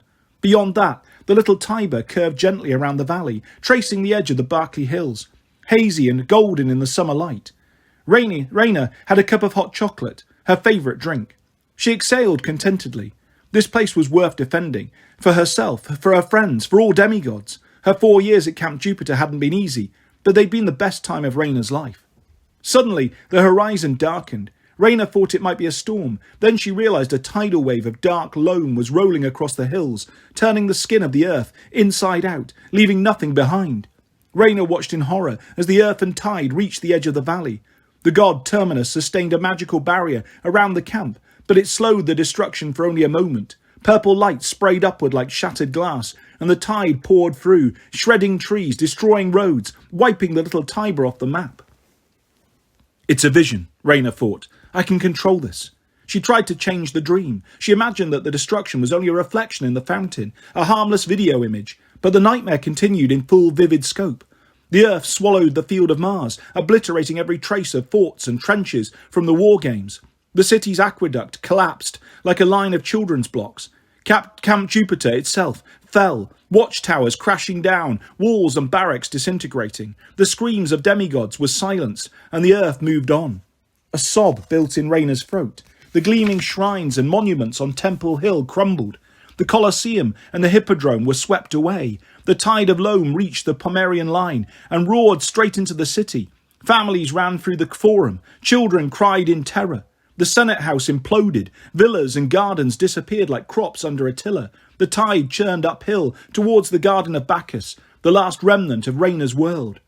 "You left them helpless, Rayna Ramirez Arellano." A woman's voice issued from the black terrain. "Your camp will be destroyed. Your quest is a fool's errand. My hunter comes for you." Rayna tore herself from the garden railing. She ran to the fountain of Bacchus and gripped the rim of the basin, staring desperately into the water. She willed the nightmare to become a harmless reflection. Thunk! The basin broke in half, split by an arrow the size of a rake. Rayna stared in shock at the raven feather fletching, the shaft painted red, yellow and black like a coral snake, the Stygian iron point embedded in her gut.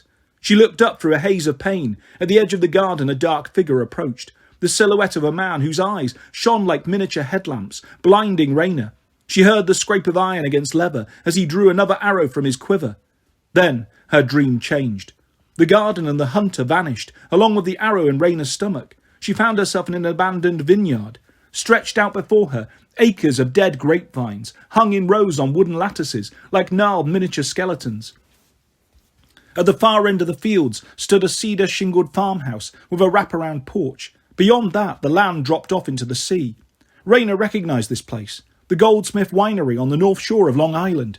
Her scouting parties had secured it as a forward base for the Legion's assault on Camp Half-Blood. She had ordered the bulk of the Legion to remain in Manhattan until she told them otherwise, but obviously Octavian had disobeyed her. The entire 12th Legion was camped in the northernmost field. They dug in with their usual military precision, 10-foot deep trenches and spiked earthen walls around the perimeter, a watchtower on each corner armed with ballistae. Inside, tents were arranged in neat rows of white and red, the standards of all 5 cohorts curled in the wind. The sight of the Legion should have lifted Raina's spirits. It was a small force, barely 200 demigods, but they were well trained and well organised. If Julius Caesar came back from the dead, he would have had no trouble recognising Raina's troops as worthy soldiers of Rome. But they had no business being so close to Camp Half-Blood. Octavian's insubordination made Raina clench her fists. He was intentionally provoking the Greeks, hoping for battle. Her dream vision zoomed to the porch of the farmhouse, where Octavian sat in a gilded chair that looked suspiciously like a throne. Along with his senatorial purple-lined toga, his centurion badge and his augur's knife, he had adopted a new honour, a white cloth mantle over his head, which marked him as Pontifex Maximus, high priest to the gods. Raina wanted to strangle him. No demigod in living memory had taken the title Pontifex Maximus. By doing so, Octavian was elevating himself almost to the level of emperor. To his right, reports and maps were strewn across a low table. To his left, a marble altar was heaped with fruit and gold offerings, no doubt for the gods, but to Raina it looked like an altar to Octavian himself. At his side, the Legion's eagle-bearer, Jacob, stood at attention, sweating in his lion-skin cloak as he held the staff with the golden eagle standard of the 12th. Octavian was in the midst of an audience. At the base of the stairs knelt a boy in jeans and a rumpled hoodie. Octavian's fellow centurion of the first cohort, Mike Cahill, stood to one side with his arms crossed, glowering with obvious displeasure. "Well now," Octavian scanned a piece of parchment. "I see here you are a legacy, a descendant of Aureus." The boy in the hoodie looked up, and Raina caught her breath. Bryce Lawrence. She recognised his mop of brown hair, his broken nose, his cruel green eyes and smug, twisted smile. "Yes, my lord," Bryce said. "Oh, I'm not a lord." Octavian's eyes crinkled. "Just a centurion, an augur and a humble priest doing his best to serve the gods. I understand you were dismissed from the Legion for, disciplinary problems." Raina tried to shout, but she couldn't make a sound. Octavian knew perfectly well why Bryce had been kicked out. Much like his godly forefather, Orcus, the underworld god of punishment, Bryce was completely remorseless. The little psychopath had survived his trials with Lupa just fine, but as soon as he arrived at Camp Jupiter, he had proved to be untrainable. He had tried to set on a cat on fire for fun. He had stabbed a horse and sent it stampeding through the forum. He was even suspected of sabotaging a siege engine and getting his own centurion killed during the war games. If Raina had been able to prove it, Bryce's punishment would have been death. But because the evidence was circumstantial, and because Bryce's family was rich and powerful, with lots of influence in New Rome, he'd got away with the lighter sentence of banishment. "Yes, Pontifex," Bryce said slowly, "but if I may, those charges were unproven. I am a loyal Roman." Mike Cahill looked like he was doing his best not to throw up. Octavian smiled. "I believe in second chances. You've responded to my call for recruits. You have the proper credentials and letters of recommendation. Do you pledge to follow my orders and serve the Legion?" "Absolutely," said Bryce.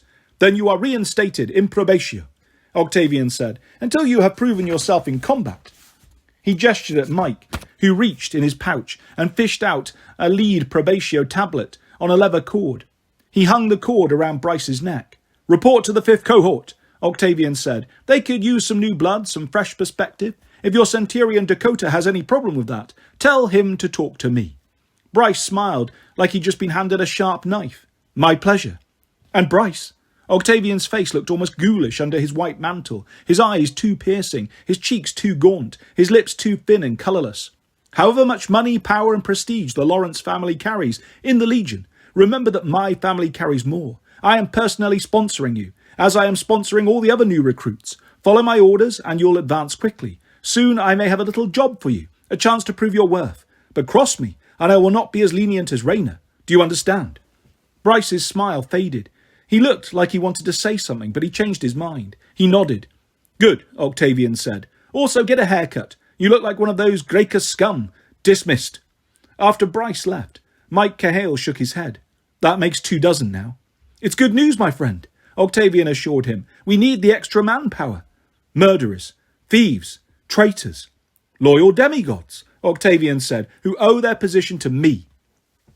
Mike scowled. Until Rayner had met him, she'd never understood why people called biceps guns, but Mike's arms were as thick as bazooka barrels. He had broad features, a twisted, toasted almond complexion, onyx hair, and proud dark eyes like the old Hawaiian kings. She wasn't sure how a high school linebacker from Hilo had wound up with Venus for a mum, but no one in the Legion gave him any grief about that, not once they saw him crush rocks with his bare hands. Rayner had always liked Mike Cahill. Unfortunately, Mike was very loyal to his sponsor, and his sponsor was Octavian. The self-appointed pontifex rose and stretched. Don't worry, old friend. Our siege teams have the Greek camp surrounded. Our eagles have complete air superiority. The Greeks aren't going anywhere until we're ready to strike. In 11 days, all my forces will be in place. My little surprises will be prepared. On August 1st, the Feast of Spes, the Greek camp will fall. But Rayner said, We've been through this. Octavian slid his iron dagger from his belt and threw it at the table, where it impaled a map of Camp Half-Blood. Rayner has forfeited her position. She went to the ancient lands, which is against the law. But the Earth Mother has been stirring because of the war between the Greek and Roman camps, yes? The gods are incapacitated, yes? And how do we solve that problem, Mike? We eliminate the division. We wipe out the Greeks. We return the gods to their proper manifestation as Roman. Once the gods are restored to their full power, Gaia will dare not rise. She will sink back into her slumber. We demigods will be strong and unified, as we were in the old days of the Empire. Besides, the first day of August is most auspicious, the month named after my ancestor Augustus, and you know how he united the Romans. He seized power and became emperor, Mike rumbled. Octavian waved aside the comment. Nonsense! He saved Rome by becoming first citizen. He wanted peace and prosperity, not power. Believe me, Mike, I intend to follow his example. I will save New Rome, and when I do, I will remember my friends. Mike shifted his considerable bulk. You sound certain. Has your gift of prophecy? Octavian held up his hand in warning. He glanced at Jacob, the eagle-bearer, who was still standing at attention behind him. Jacob, you're dismissed. Why don't you go polish the eagle or something? Jacob's shoulders slumped in relief. Yes, Augur. I mean Centurion. I mean Pontifex. Go. I'll go. Once Jacob had hobbled off, Octavian's face clouded. Mike, I told you not to speak of my, problem. But to answer your question, no. There still seems to be some interference with Apollo's usual gift to me. He glanced resentfully at a pile of mutilated stuffed animals heaped in the corner of the porch. I can't see the future. Perhaps that false oracle at Camp Half-Blood is working some sort of witchcraft. But as I've told you before, in strictest confidence, Apollo spoke to me clearly last year at Camp Jupiter. He personally blessed my endeavours. He promised I would be remembered as the saviour of the Romans. Octavian spread his arms, revealing his harp tattoo, the symbol of his godly forefather. 7 slash marks indicated his years of service, more than any presiding officer, including Rayner. Never fear, Mike, we will crush the Greeks. We will stop Gaia and her minions. Then we'll take that harpy the Greeks have been harbouring, the one who memorised our Sibylline books, and we'll force her to give us the knowledge of our ancestors. Once that happens, I'm sure Apollo will restore my gift of prophecy. Camp Jupiter will be more powerful than ever. We will rule the future. Mike's scowl didn't lessen, but he raised his fist in salute. You're the boss. Yes, I am. Octavian pulled his dagger from the table. Now go check on those 2 dwarfs you captured. I want them properly terrified before I interrogate them again and dispatch them to Tartarus. The dream faded. Hey, wake up. Rayner's eyes fluttered open. Gleason Hedge was leaning over her, shaking her shoulder. We got trouble. His grave tone got her blood moving. What is it? She struggled to sit up. Ghosts? Monsters? Hedge scowled. Worse. Tourists.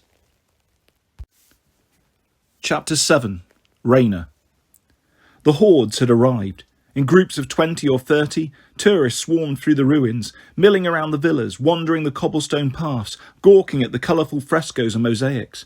Raina worried how the tourists would react to a 40-foot-tall statue of Athena in the middle of the courtyard, but the mist must have been working overtime to obscure the mortal's vision. Each time a group approached, they'd stop at the edge of the courtyard and stare in disappointment at the statue.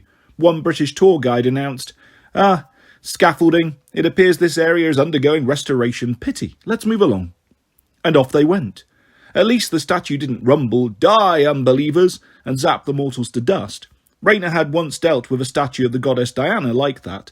It hadn't been her most relaxing day.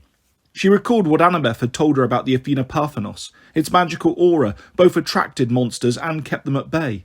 Sure enough, every so often out of the corner of her eye, Raina would spot glowing white spirits in Roman clothes flitting among the ruins, frowning at the statue in consternation.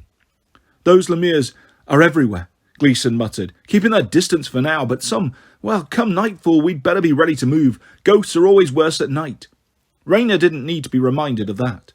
She watched as an elderly couple in matching pastel shirts and Bermuda shorts tottered through a nearby garden. She was glad they didn't come any closer. Around the camp, Coach Hedge had rigged all sorts of tripwires, snares and oversized mouse traps that wouldn't stop any self-respecting monster, but they might very well bring down a senior citizen. Despite the warm morning, Raina shivered from her dreams. She couldn't decide which was more terrifying, the impending destruction of New Rome, or the way Octavian was poisoning the Legion from the inside. Your quest is a fool's errand.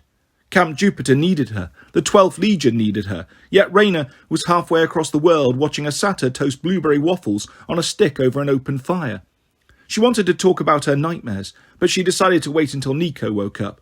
She wasn't sure she'd have the courage to describe them twice. Nico kept snoring. Raina had discovered that once he fell asleep, it took a lot to wake him up. The coach could do a goat hoof tap dance around Nico's head, and the son of Hades wouldn't even budge. "Here." Hedge offered her a plate of flame-grilled waffles with fresh sliced kiwi and pineapple. It all looked surprisingly good.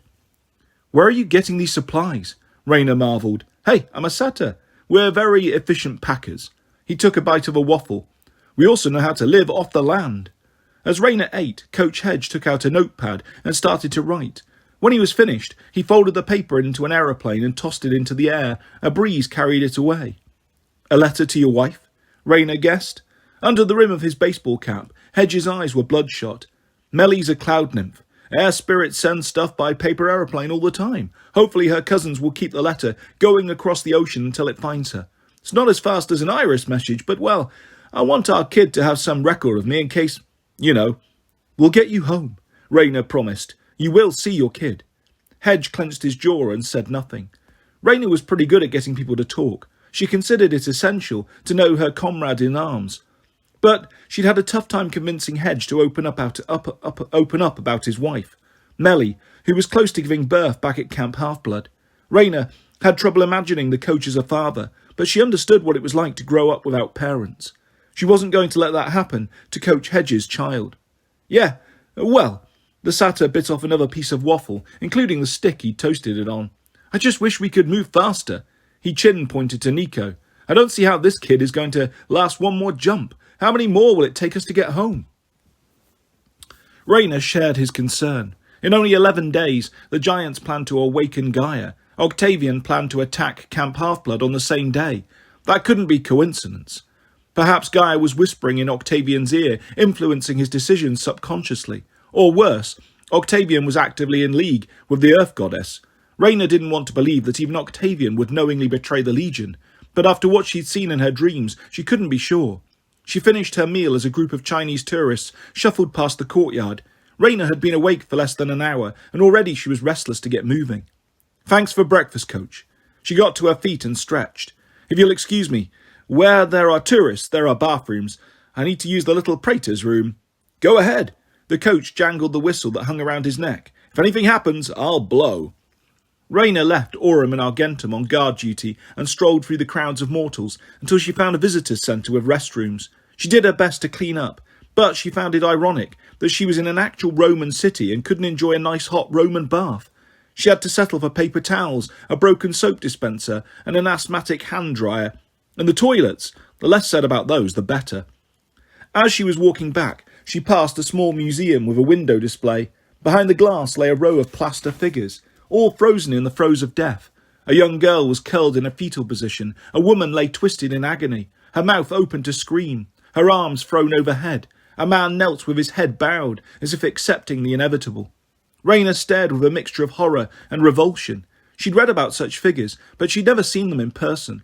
After the eruption of Vesuvius, volcanic ash had buried the city and hardened to rock around dying Pompeians. Their bodies had disintegrated, leaving behind human-shaped pockets of air. Early archaeologists had poured plaster into the holes and made these casts, creepy replicas of ancient Romans. Raina found it disturbing, wrong, that these people's dying moments were on display like clothes in a shop window, yet she couldn't look away. All her life she'd dreamed about coming to Italy. She had assumed it would never happen. The ancient lands were forbidden to modern demigods. The area was simply too dangerous. Nevertheless, she wanted to follow in the footsteps of Aeneas, son of Aphrodite, the first demigod to settle here after the Trojan War. She wanted to see the original Tiber River, where Lupa, the wolf goddess, saved Romulus and Remus. But Pompeii? Raina had never wanted to come here.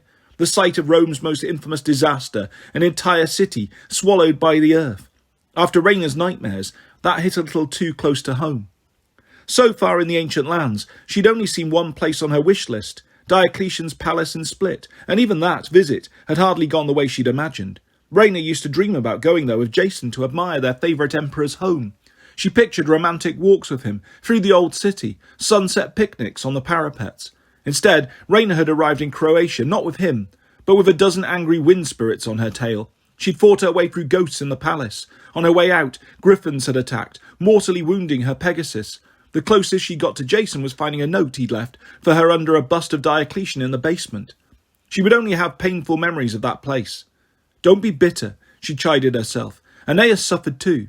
So did Romulus, Diocletian and all the rest. Romans don't complain about hardship. Staring at the plaster death figures in the museum window, she wondered what they had been thinking as they curled up to die in the ashes. Probably not, well, we're Romans, we shouldn't complain. A gust of wind blew through the ruins, making a hollow moan. Sunlight flashed against the window, momentarily blinding her. With a start, Raina looked up. The sun was directly overhead. How could it be noon already? She'd left the house of the Fawn just after breakfast. She'd only been standing here a few minutes. Hadn't she? She tore herself from the museum display and hurried off, trying to shake the feeling that the dead Pompeians were whispering behind her back. The rest of the afternoon was unnervingly quiet. Raina kept watch while Coach Hedge slept, but there was nothing much to guard against. Tourists came and went, random harpies and wind spirits flew by overhead. Raina's dogs would snarl in warning, but the monsters didn't stop to fight. Ghosts skulked around the edges of the courtyard, apparently intimidated by the Athena Parthenos. Raina couldn't blame them. The longer the statue stood in Pompeii, the more anger it seemed to radiate, making Raina's skin itchy and her nerves raw. Finally, just after sunset, Nico woke. He wolfed down an avocado and cheese sandwich, the first time he'd shown a decent appetite since leaving the house of Hades. Raina hated to ruin his dinner, but they didn't have much time. As the daylight faded, the ghosts started moving closer and in greater numbers. She told him about her dreams. The Earth swallowing Camp Jupiter, Octavian closing in on Camp Half-Blood, and the hunter with the glowing eyes who had shot Raina in the gut. Nico stared at his empty plate. This hunter. A giant, maybe?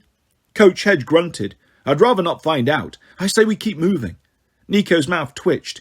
You are suggesting we avoid a fight. Listen, Cupcake, I like a smackdown as much as the next guy, but we've got enough monsters to worry about without some bounty hunter giant tracking us across the world. I don't like the sound of these huge arrows. For once, Raina said, I agree with Hedge.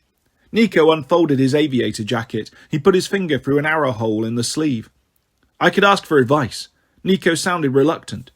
Thalia Grace. Jason's sister, Raina said. She'd never met Thalia. In fact, she'd only recently learned Jason had a sister. According to Jason, she was a Greek demigod, a daughter of Zeus, who had led a group of Artemis's followers. The whole idea made Raina's head spin. Nico nodded. The hunters of Artemis are, well, hunters. If anybody knew about this giant hunter guy, Thalia would. I could try sending her an iris message. You don't sound very excited about the idea, Raina noticed. Are you two, on bad terms? We're fine. A few feet away, Aurum snarled quietly, which meant Nico was lying. Rayna decided not to press. I should also try to contact my sister, Hilla, she said. Camp Jupiter is lightly defended. If Gaia attacks there, perhaps the Amazons could help. Coach Hedge scowled. No offence, but what's an army of Amazons going to do against a wave of dirt? Rayna fought down a sense of dread. She suspected Hedge was right. Against what she'd seen in her dreams, the only defence would be to prevent the giants from waking Gaia. For that, she had to put her trust in the crew of the Argo too. The daylight was almost gone. Around the courtyard, ghosts were forming a mob. Hundreds of glowing Romans carrying spectral clubs or stones. We can talk more after the next jump, Rayna decided. Right now, we need to get out of here. Yeah, Nico stood. I think we can reach Spain in this time. If we're lucky, just let me. The mob of ghosts vanished, like a mass of birthday candles blown out in a single breath.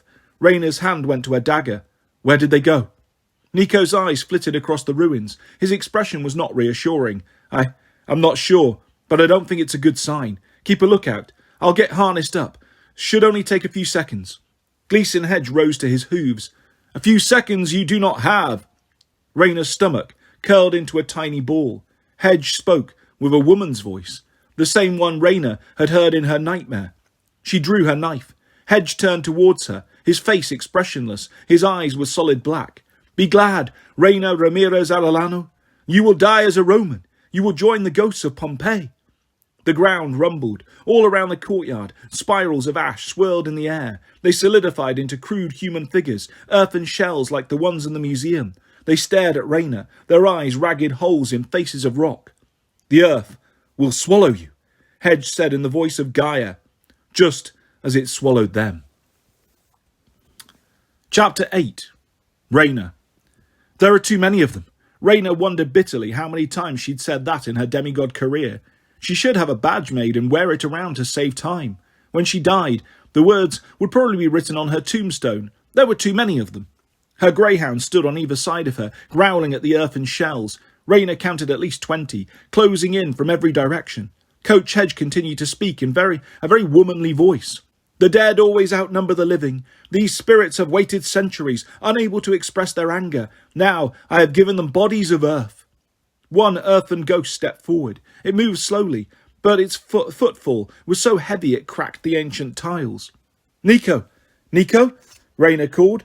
I can't control them, he said, frantically untangling his harness.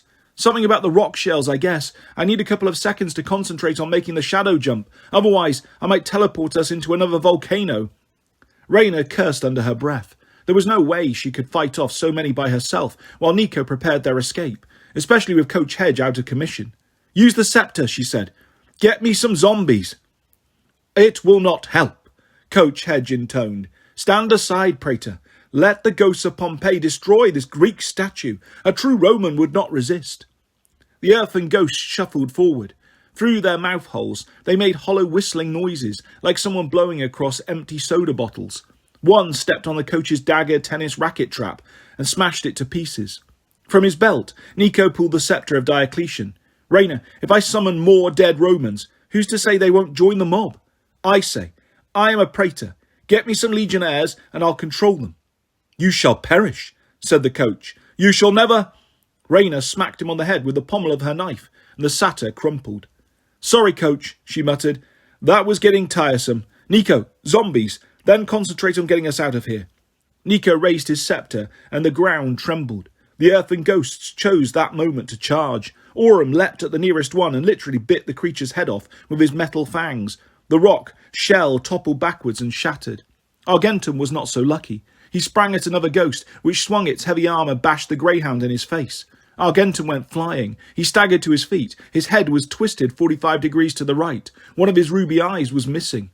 Anger hammered in Rayna's chest like a hot spike. She'd already lost her Pegasus. She was not going to lose her dogs, too. She slashed her knife through the ghost's chest, then drew her gladius. Strictly speaking, fighting with two blades wasn't very Roman, but Rayna had spent time with pirates. She'd picked up more than a few tricks. The earthen shells crumbled easily, but they hit like sledgehammers. Rayna didn't understand how, but she knew she couldn't afford to take even one blow. Unlike Argentum, she wouldn't survive getting her head knocked sideways. Nico! She ducked between two earthen ghosts, allowing them to smash each other's heads in. Any time now! The ground split open down the centre of the courtyard. Dozens of skeletal soldiers clawed their way to the surface. Their shields looked like giant corroded pennies. Their blades were more rust than metal, but Rayna had never been so relieved to see reinforcements. "Legion!" she shouted. "Ad essium!" The zombies responded, pushing through the earthen ghost to form a battle line. Some fell, crushed by stone fists. Others managed to close ranks and raise their shields. Behind her, Nico cursed. Rayna risked a backwards glance. The sceptre of Diocletian was smoking in Nico's hand. "It's fighting me," he yelled. "I don't think it likes summoning Romans to fight other Romans." Rayna knew that ancient Romans had spent at least half their time fighting each other, but she decided not to bring that up. "Just secure Coach Hedge. Get ready to shadow travel. I'll buy you some—" Nico yelped. The sceptre of Diocletian exploded into pieces. Nico didn't look hurt, but he stared at Rayna in shock. I don't know what happened. You've got a few minutes tops before your zombies disappear." "Legion!" Rayna shouted. "Orben formate! Gladium signe!" The zombies circled the Athena Parthenos, their swords ready for close-quarters fighting. Argentum dragged the unconscious Coach Hedge over to Nico, who was furiously strapping himself into the harness. Aurum stood guard, lunging at any earth ghosts who broke through the line. Rayna fought shoulder to shoulder with the dead legionnaires, sending her strength into their ranks. She knew it wouldn't be enough. The earthen ghosts fell easily, but more kept rising from the ground in swirls of ash. Each time their stone fists connected, another zombie went down. Meanwhile, the Athena Parthenos towered over the battle, regal, haughty, and unconcerned. A little help would be nice, Rayna thought. Maybe a destructo ray or some good old-fashioned smiting? The statue did nothing except radiate hatred, which seemed directed equally at Rayna and the attacking ghosts. "You want to lug me to Long Island?" the statue seemed to say. "Good luck with that, Roman scum." Rayna's destiny, to die defending a passive-aggressive goddess. She kept fighting, extending more of her will into the undead troops. In return, they bombarded her with their despair and resentment. "You fight for nothing," the zombie legionnaires whispered in her mind. "The Empire is gone." "For Rome!" Rayna cried hoarsely. She slashed her gladius through one earthen ghost and stabbed her dagger in another's chest. "12th Legion! Fulminata!" All around her, zombies fell. Some were crushed in battle, others disintegrated on their own as their residual power of Diocletian's sceptre finally failed. The earthen ghosts closed in, a sea of misshapen faces with hollow eyes. "Rayna!" "Now!" Nico yelled. "We're leaving!" She glanced back. Nico had harnessed himself to the Athena Parthenos. He held the unconscious Gleason Hedge in his arms like a damsel in distress. Aurum and Argentum had disappeared, perhaps too badly damaged to continue fighting. Rayna stumbled. A rock fist gave her a glancing blow to the ribcage, and her side erupted in pain. Her head swam. She tried to breathe, but it was like inhaling knives. "Rayna!" Nico shouted again. The Athena Parthenos flickered, about to disappear. An earthen ghost swung at Rayna's head. She managed to dodge, but the pain in her ribs almost made her black out. "Give up," said the voices in her head. "The legacy of Rome is dead and buried, just like Pompeii." "No," she murmured to herself. "Not while I'm still alive." Nico stretched out his hand as he slipped into the shadows. With the last of her strength, Rayna leapt towards him. Chapter 9. Leo. Leo didn't want to come out of the wall. He had 3 more braces to attach, and nobody else was skinny enough to fit in the crawl space, one of the many advantages of being scrawny. Wedged between the layers of the hull with the plumbing and wiring, Leo could be alone with his thoughts. When he got frustrated, which happened about every 5 seconds, he could hit stuff with his mallet, and the other crew members would figure he was working, not throwing a tantrum. One problem with his sanctuary: he only fitted up to his waist. His butt and legs were still on view to the general public, which made it hard for him to hide. "Leo?" Piper's voice came from somewhere behind him. "We need you." The celestial bronze O-ring slipped out of Leo's pliers and slid into the depths of the crawl space. Leo sighed. "Talk to the pants, Piper, because the hands are busy." "I'm not talking to the pants. Meeting in the mess hall. We're almost at Olympia." "Yeah, fine, I'll be there in a sec." "What are you doing anyway? You've been poking around inside the hull for days." Leo swept his flashlight across the celestial bronze plates and pistons he'd been installing slowly but surely. Routine maintenance. Silence. Piper was a little too good at knowing when he was lying. "Leo." "Hey, while you're out there, do me a favour. I got this itch right below my—" "Fine, I'm leaving." Leo allowed himself a couple more minutes to fasten the brace. His work wasn't done, not by a long shot, but he was making progress. Of course, he'd laid the groundwork for his secret project when he first built the Argo 2, but he hadn't told anyone about it. He had barely been honest with himself about what he was doing. Nothing lasts forever, his dad once told him. Not even the best machines. Yeah, okay, maybe that was true. But Hephaestus had also said everything can be reused. Leo intended to test that theory. It was a dangerous risk. If he failed, it would crush him. Not just emotionally, it would physically crush him. That thought made him claustrophobic. He wriggled out of the crawl space and went back into his cabin. Well, technically it was his cabin, but he didn't sleep there. The mattress was littered with wires, nails, and the guts of several disassembled bronze machines. His 3 massive rolling tool cabinets, Chico, Harpo, and Groucho, took up most of the room. Dozens of power tools hung on the walls. The work table was piled with photocopied blueprints from On Spheres, the forgotten Archimedes text Leo had liberated from an underground workshop in Rome. Even if he wanted to sleep in his cabin, it would have been too cramped and dangerous. He preferred to bed down in the engine room, where the constant hum of machinery helped him fall asleep. Besides, ever since his time on the island of Aegea, he had become fond of camping out. A bedroll on the floor was all he needed. His cabin was only for storage, and for working on his most difficult projects. He pulled his keys from his tool belt. He didn't really have time, but he unlocked Groucho's middle drawer and stared at the 2 precious objects inside. A bronze astrolabe he'd picked up in Bologna, and a fist-sized chunk of crystal from Aegea. Leo hadn't figured out how to put the 2 things together yet, and it was driving him crazy. He'd been hoping to get some answers when they visited Ithaca. After all, it was the home of Odysseus, the dude who had constructed the astrolabe. But judging from what Jason had said, those ruins hadn't held any answers for him, just a bunch of ill-tempered ghouls and ghosts. Anyway, Odysseus never got the astrolabe to work. He hadn't a crystal to use as a homing beacon. Leo did. He would have to succeed where the cleverest demigod of all time had failed. Just Leo's luck. A super-hot, immortal girl was waiting for him on Aegea, but he couldn't figure out how to wire a stupid chunk of rock into the 3,000-year-old navigation device. Some problems even duct tape couldn't solve. Leo closed the drawer and locked it. His eyes drifted to the bulletin board above his work table, where 2 pictures hung side by side. The first was the old crayon drawing he'd made when he was 7 years old, a diagram of a flying ship he'd seen in his dreams. The second was a charcoal sketch Hazel had recently made for him. Hazel Levesque. That girl was something. As soon as Leo rejoined the crew in Malta, she'd known right away that Leo was hurting inside. The first chance she got, after all that mess in the House of Hades, she'd marched into Leo's cabin and said, "Spill." Hazel was a good listener. Leo told her the whole story. Later that evening, Hazel came back with her sketch pad and her charcoal pencils. "Describe her," she insisted. "Every detail." It felt a little weird helping Hazel make a portrait of Calypso, as if he were talking to a police artist. "Yes, officer, that's the girl who stole my heart." Sounded like a freaking country song. But describing Calypso had been easy.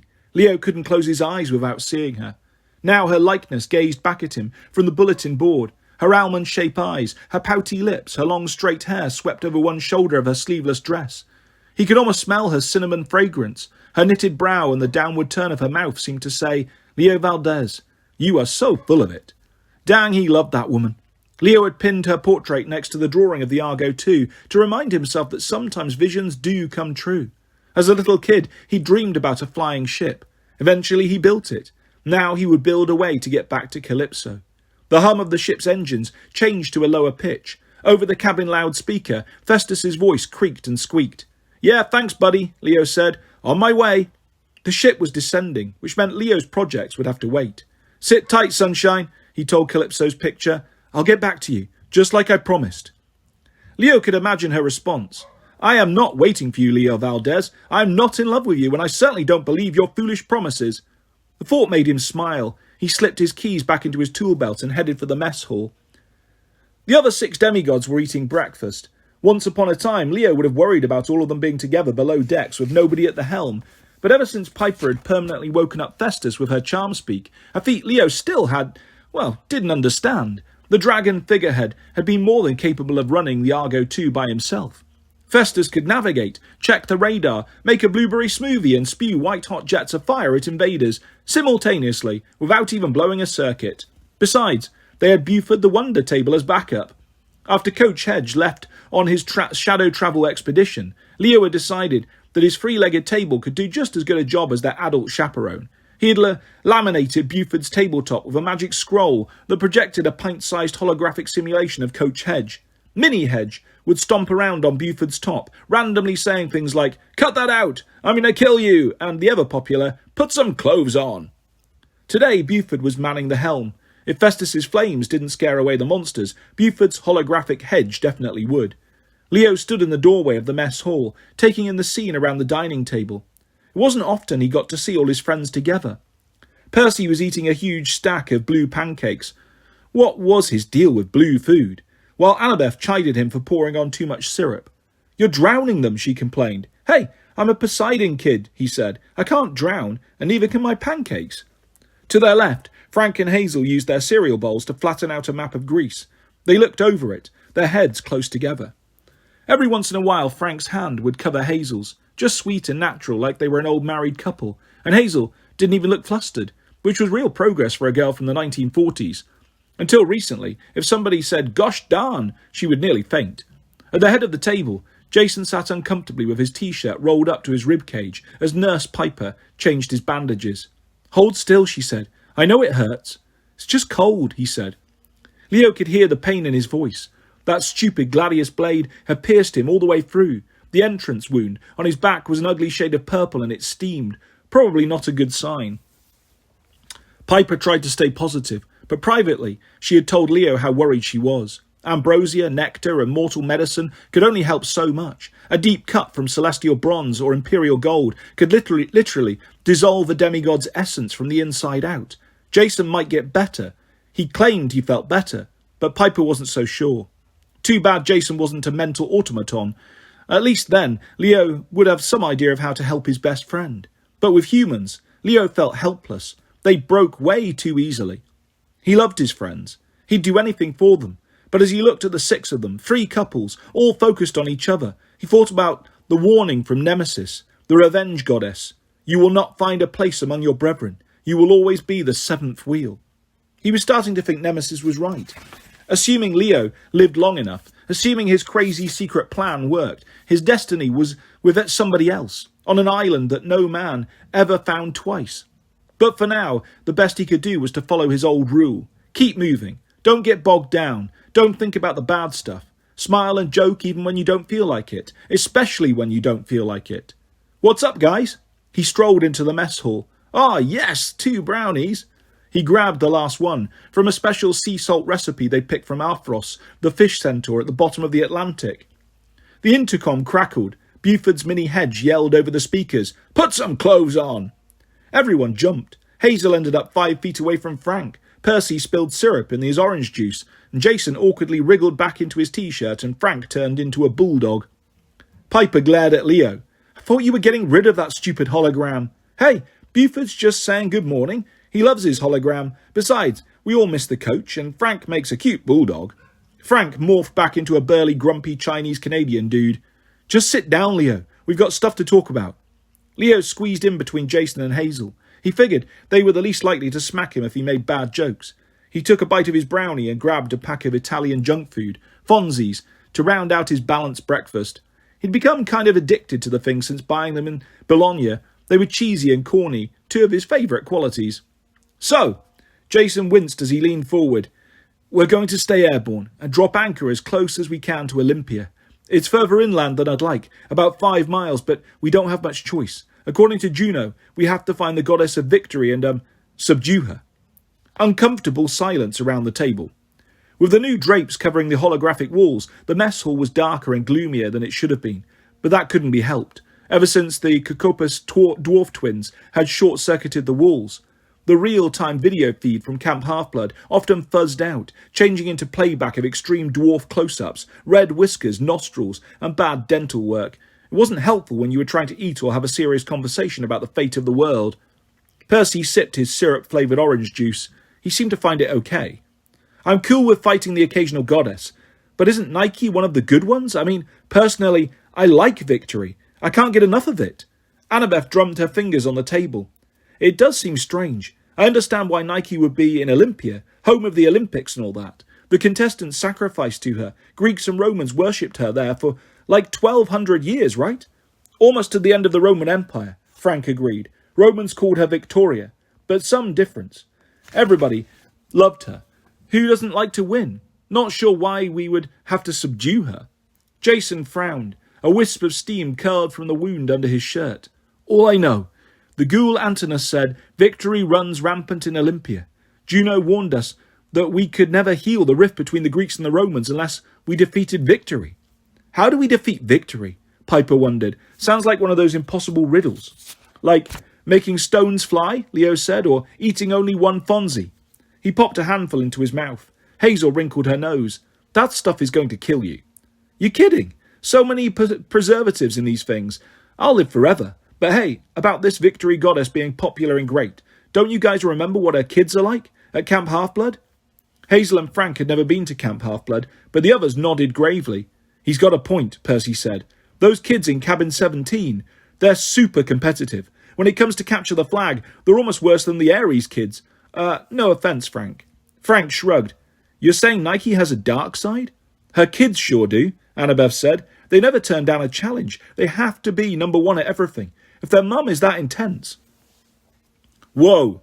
Piper put her hands on the table like the ship was rocking. Guys, all the gods are split between their Greek and Roman aspects, right? If Nike's that way, and she's the goddess of victory. She'd be really conflicted, Annabeth said. She'd want one side or the other to win, so she could declare a victor. She'd literally be fighting with herself. Hazel nudged her cereal bowl across the map of Greece. But we don't want one side or the other to win. We've got to get the Greeks and Romans on the same team. Maybe that's the problem, Jason said. If the goddess of victory is running rampant, torn between Greek and Roman, she might make it impossible to bring the two camps together. How? Leo asked. Start a flame war on Twitter? Percy stabbed at his pancakes. Maybe she's like Ares. That guy can spark a fight just by walking into a crowded room. If Nike radiates competitive vibes or something, she could aggravate the whole Greek-Roman rivalry big time. Frank pointed at Percy. You remember that old sea god of Atlanta, Phorcys? He said that Gaia's plans always have lots of layers. This could be part of the giant strategy. Keep the two camps divided. Keep the gods divided. If that's the case, we can't let Nike play us against each other. We should send a landing party of 4. 2 Greeks, 2 Romans. The balance might help keep her balanced. Listening to Zhang, Leo had one of those double-take moments. He couldn't believe how much the guy had changed in the last few weeks. Frank wasn't just taller and buffer. He was more confident now, more willing to take charge. Maybe that was because his magic firewood lifeline was safely stashed away in a flame-proof pouch, or maybe it was because he'd commanded a zombie legion and been promoted to praetor. Whatever the case, Leo had trouble seeing him as the same klutzy dude who'd once ingratiated his way out of Chinese handcuffs. I think Frank is right, Annabeth said. A party of 4. We'll have to be careful who goes. We don't want to do anything that might make the goddess, more unstable. I'll go, Piper said. I can try charm speaking. Worry lines deepened around Annabeth's eyes. Not this time, Piper. Nike is all about competition. Aphrodite, well, she is too, in her own way. I think Nike might see you as a threat. Once, Leo might have made a joke about that. Piper a threat. The girl was like a sister to him, but if he needed help beating up a gang of thugs or subduing a victory goddess, Piper was not the first person he'd turn to. Recently, though, well, Piper may not have changed as obviously as Frank, but she had changed. She had stabbed Chione, the snow goddess, in the chest. She had defeated the Boreads. She'd slashed up a flock of wild harpies, single-handedly. As for her charm speak, she'd become so powerful it made Leo nervous. If she told him to eat his vegetables, he might actually do it. Annabeth's words didn't seem to upset her. Piper just nodded and scanned the group. Who should go then? Jason and Percy shouldn't go together, Annabeth said. Jupiter and Poseidon, bad combination. Nike could start you two fighting easily. Percy gave her a sideways smile. Yeah, we can't have another incident like in Kansas. I might kill my bro Jason. Or I might kill my bro Percy, Jason said amiably. Which proves my point, Annabeth said. We also shouldn't send Frank and me together. Mars and Athena, that would be just as bad. Okay, Leo broke in. So Percy and me for the Greeks, Frank and Hazel for the Romans. Is that the ultimate non-competitive dream team or what? Annabeth and Frank exchanged war-godly looks. It could work, Frank decided. I mean, no combination is going to be perfect. But Poseidon, Hephaestus, Pluto, Mars, I don't see any huge antagonism there. Hazel traced her finger along the map of Greece. I still wish we could have gone through the Gulf of Corinth. I was hoping we could visit Delphi, maybe get some advice. Plus, it's such a long way around the Peloponnese. Yeah, Leo's heart sank when he looked at how much coastline they still had to navigate. It's July 22nd already, counting today only 10 days until... I know, Jason said, but Juno was clear. The shorter way would have been suicide. And as for Delphi, Piper leaned towards the map. The blue harpy feather in her hair swung like a pendulum. What's going on there? If Apollo doesn't have his oracle anymore? Percy grunted. Probably something to do with that creep Octavian. Maybe he was so bad at telling the future that he broke Apollo's powers. Jason managed to smile, though his eyes were cloudy from pain. Hopefully we can find Apollo and Artemis. Then you can ask him yourself. Juno said the twins might be willing to help us. A lot of unanswered questions, Frank muttered. A lot of miles to cover before we get to Athens. First things first, Annabeth said. You guys have to find Nike and figure out how to subdue her, whatever Juno meant by that. I still don't understand how you defeat a goddess who controls victory. Seems impossible. Leo started to grin. He couldn't help it. Sure, they only had 10 days to stop the giants from waking Gaia. Sure, he could die before dinner time. But he loved being told that something was impossible. It was like someone handing him a lemon meringue pie and telling him not to throw it. He just couldn't resist the challenge. We'll see about that. He rose to his feet. Let me get my collection of grenades and I'll meet you guys on deck. Chapter 10. Leo. Smart call back there, Percy said, choosing the air conditioning. He and Leo had just searched the museum. Now they were sitting on a bridge that spanned the Claudius River, their feet dangling over the water as they waited for Frank and Hazel to finish scouting the ruins. To their left, the Olympic Valley shimmered in the afternoon heat. To their right, the visitors' lot was crammed with tour buses. Good thing the Argo 2 was moored 100 feet in the air, because they never would have found parking. Leo skipped a stone across the river. He wished Hazel and Frank would get back. He felt awkward hanging out with Percy. For one thing, he wasn't sure what kind of small talk to make with a guy who'd recently come back from Tartarus. Catch that last episode of Doctor Who? Oh right, you were trudging through the pit of eternal damnation. Percy had been intimidating enough before, summoning hurricanes, dueling pirates, killing giants in the Colosseum. Now, well, after what happened in Tartarus, it seemed like Percy had graduated to a totally different level of butt-kickery. Leo had trouble even thinking of him as part of the same camp. The two of them had never been at Camp Half-Blood at the same time. Percy's leather necklace had 4 beads for 4 completed summers. Leo's leather necklace had exactly none. The only thing they had in common was Calypso, and every time Leo thought about that, he wanted to punch Percy in the face. Leo kept thinking he should bring it up, just to clear the air, but the timing never seemed right, and as the days went by, the subject got harder and harder to broach. What? Percy asked. Leo stirred. What? You were staring at me like angry. Was I? Leo tried to muster a joke, or at least a smile, but he couldn't. Sorry. Percy gazed at the river. I suppose we need to talk. He opened his hand, and the stone Leo had skipped flew out of the stream, right into Percy's palm. Oh, Leo thought. Oh, we're showing off now. He considered shooting a column of fire at the nearest tour bus and blowing up the gas tank, but he decided that might be a tad dramatic. Maybe we should talk, but not... Guys! Frank stood at the far end of the parking lot, waving at them to come over. Next to him, Hazel sat astride her horse, Arion, who had appeared unannounced as soon as they'd landed. Saved by the Zang, Leo thought. He and Percy jogged over to meet their friends. This place is huge, Frank reported. The ruins stretch from the river to the base of that mountain over there, about half a kilometre. How far is that in regular measurements? Percy asked. Frank rolled his eyes. That is a regular measurement in Canada and the rest of the world, only you Americans. About 5 or 6 football fields, Hazel interceded, feeding Arion a big chunk of gold. Percy spread his hands. That's all you needed to say? Anyway, Frank continued, from overhead, I didn't see anything suspicious. Neither did I, Hazel said. Arion took me on a complete loop around the perimeter. A lot of tourists, but no crazy goddess. The big stallion nickered and tossed his head, his neck muscles rippling under his butterscotch coat. Man, your horse can cuss. Percy shook his head. He doesn't think much of Olympia. For once, Leo agreed with the horse. He didn't like the idea of tromping through fields full of ruins under a blazing sun, shoving his way through hordes of sweaty tourists while searching for a split-personality victory goddess. Besides, Frank had already flown over the whole valley as an eagle. If his sharp eyes hadn't seen anything, maybe there was nothing to see. On the other hand, Leo's tool belt pockets were full of dangerous toys. He would hate to go home without blowing anything up. So we blunder around together, he said, and let trouble find us. It's always worked before. They poked about for a while, avoiding tour groups and ducking from one patch of shade to the next. Not for the first time, Leo was struck by how familiar and similar Greece was to his home state of Texas. The low hills, the scrubby trees, the drone of cicadas and the oppressive summer heat. Switch out the ancient columns and ruined temples for cows and barbed wire, and Leo would have felt right at home.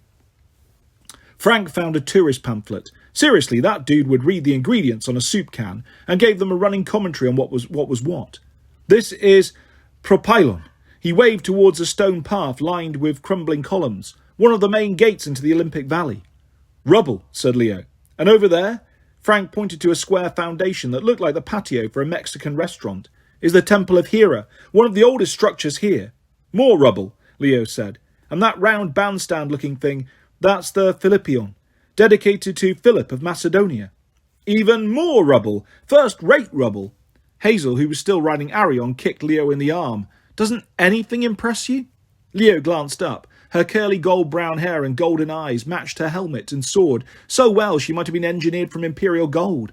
Leo doubted Hazel would consider that a compliment, but as far as humans went, Hazel was first-rate craftsmanship. Leo remembered their trip together through the House of Hades. Hazel had led him through that creepy maze of illusions. She'd made the sorceress, Pasiphae, disappear through an imaginary hole in the floor. She'd battled the giant Clytius, while Leo choked in the giant's cloud of darkness. She'd cut the chains binding the doors of death. Meanwhile, Leo had done, well, pretty much nothing. He wasn't infatuated with Hazel anymore. His heart was far away on the island of Aegea. Still, Hazel of Vesk impressed him, even when she wasn't sitting atop a scary immortal supersonic horse who cussed like a sailor. He didn't say any of this, but Hazel must have picked up on his thoughts. She looked away, flustered. Happily oblivious, Frank continued his guided tour. And over there, oh, he glanced at Percy. That semicircular depression in the hill with the niches. That's an nymphaeum, built in Roman times. Percy's face turned the colour of limeade. Here's an idea. Let's not go there. Leo had heard all about his near-death experience at the Nymphaeum in Rome with Jason and Piper. I love that idea. They kept walking. Once in a while, Leo's hands drifted to his tool belt. Ever since the Cacopus had stolen it in Bologna, he was scared he might get belt-jacked again, though he doubted any monster was good at thievery as those dwarfs. He wondered how the little crud monkeys were doing in New York. He hoped they were still having fun, harassing Romans, stealing lots of shiny zippers and causing legionnaires' trousers to fall down. This is the Pelopion, Frank said, pointing to another fascinating pile of stones. Come on, Zhang, Leo said. Pelopion isn't even a word. What is it, a sacred spot for plopping? Frank looked offended. It's the burial site of Pelops. This whole part of Greece, the Peloponnese, was named after him. Leo resisted the urge to throw a grenade in Frank's face. I suppose I should know where or who Pelops was? He was a prince, won his wife in a chariot race. Supposedly he started the Olympic Games in honour of that. Hazel sniffed. How romantic. Nice wife you have, Prince Pelops.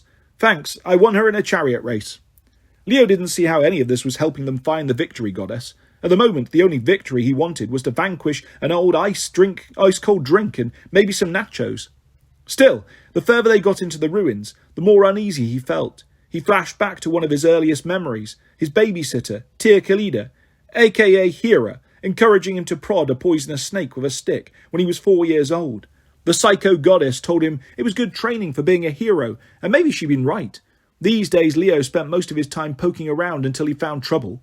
He scanned the crowds of tourists, wondering if they were regular mortals or monsters in disguise, like those eidolons who chased them in Rome. Every so often he thought he saw a familiar face. His bully cousin, Raphael, his mean third-grade teacher, Mr. Borkin, his abusive foster mum, Teresa, all kinds of people who had treated Leo like dirt.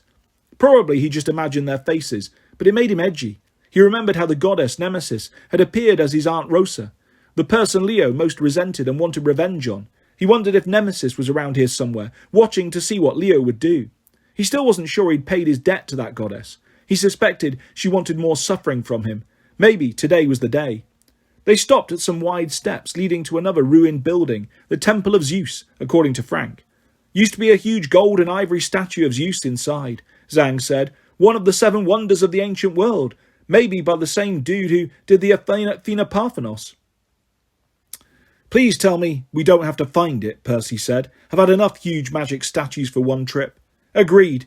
Hazel patted Ariane's flank as the stallion was acting skittish. Leo felt like whinnying and stomping his hooves too. He was hot and agitated and hungry. He felt like they'd prodded the poisonous snake about as much as they could, and the snake was about to strike back. He wanted to call it a day and return to the ship before that happened. Unfortunately, when Frank mentioned Temple of Zeus and statue, Leo's brain had made a connection. Against his better judgment, he shared it. "Hey, Percy," he said, "remember that statue of Nike in the museum?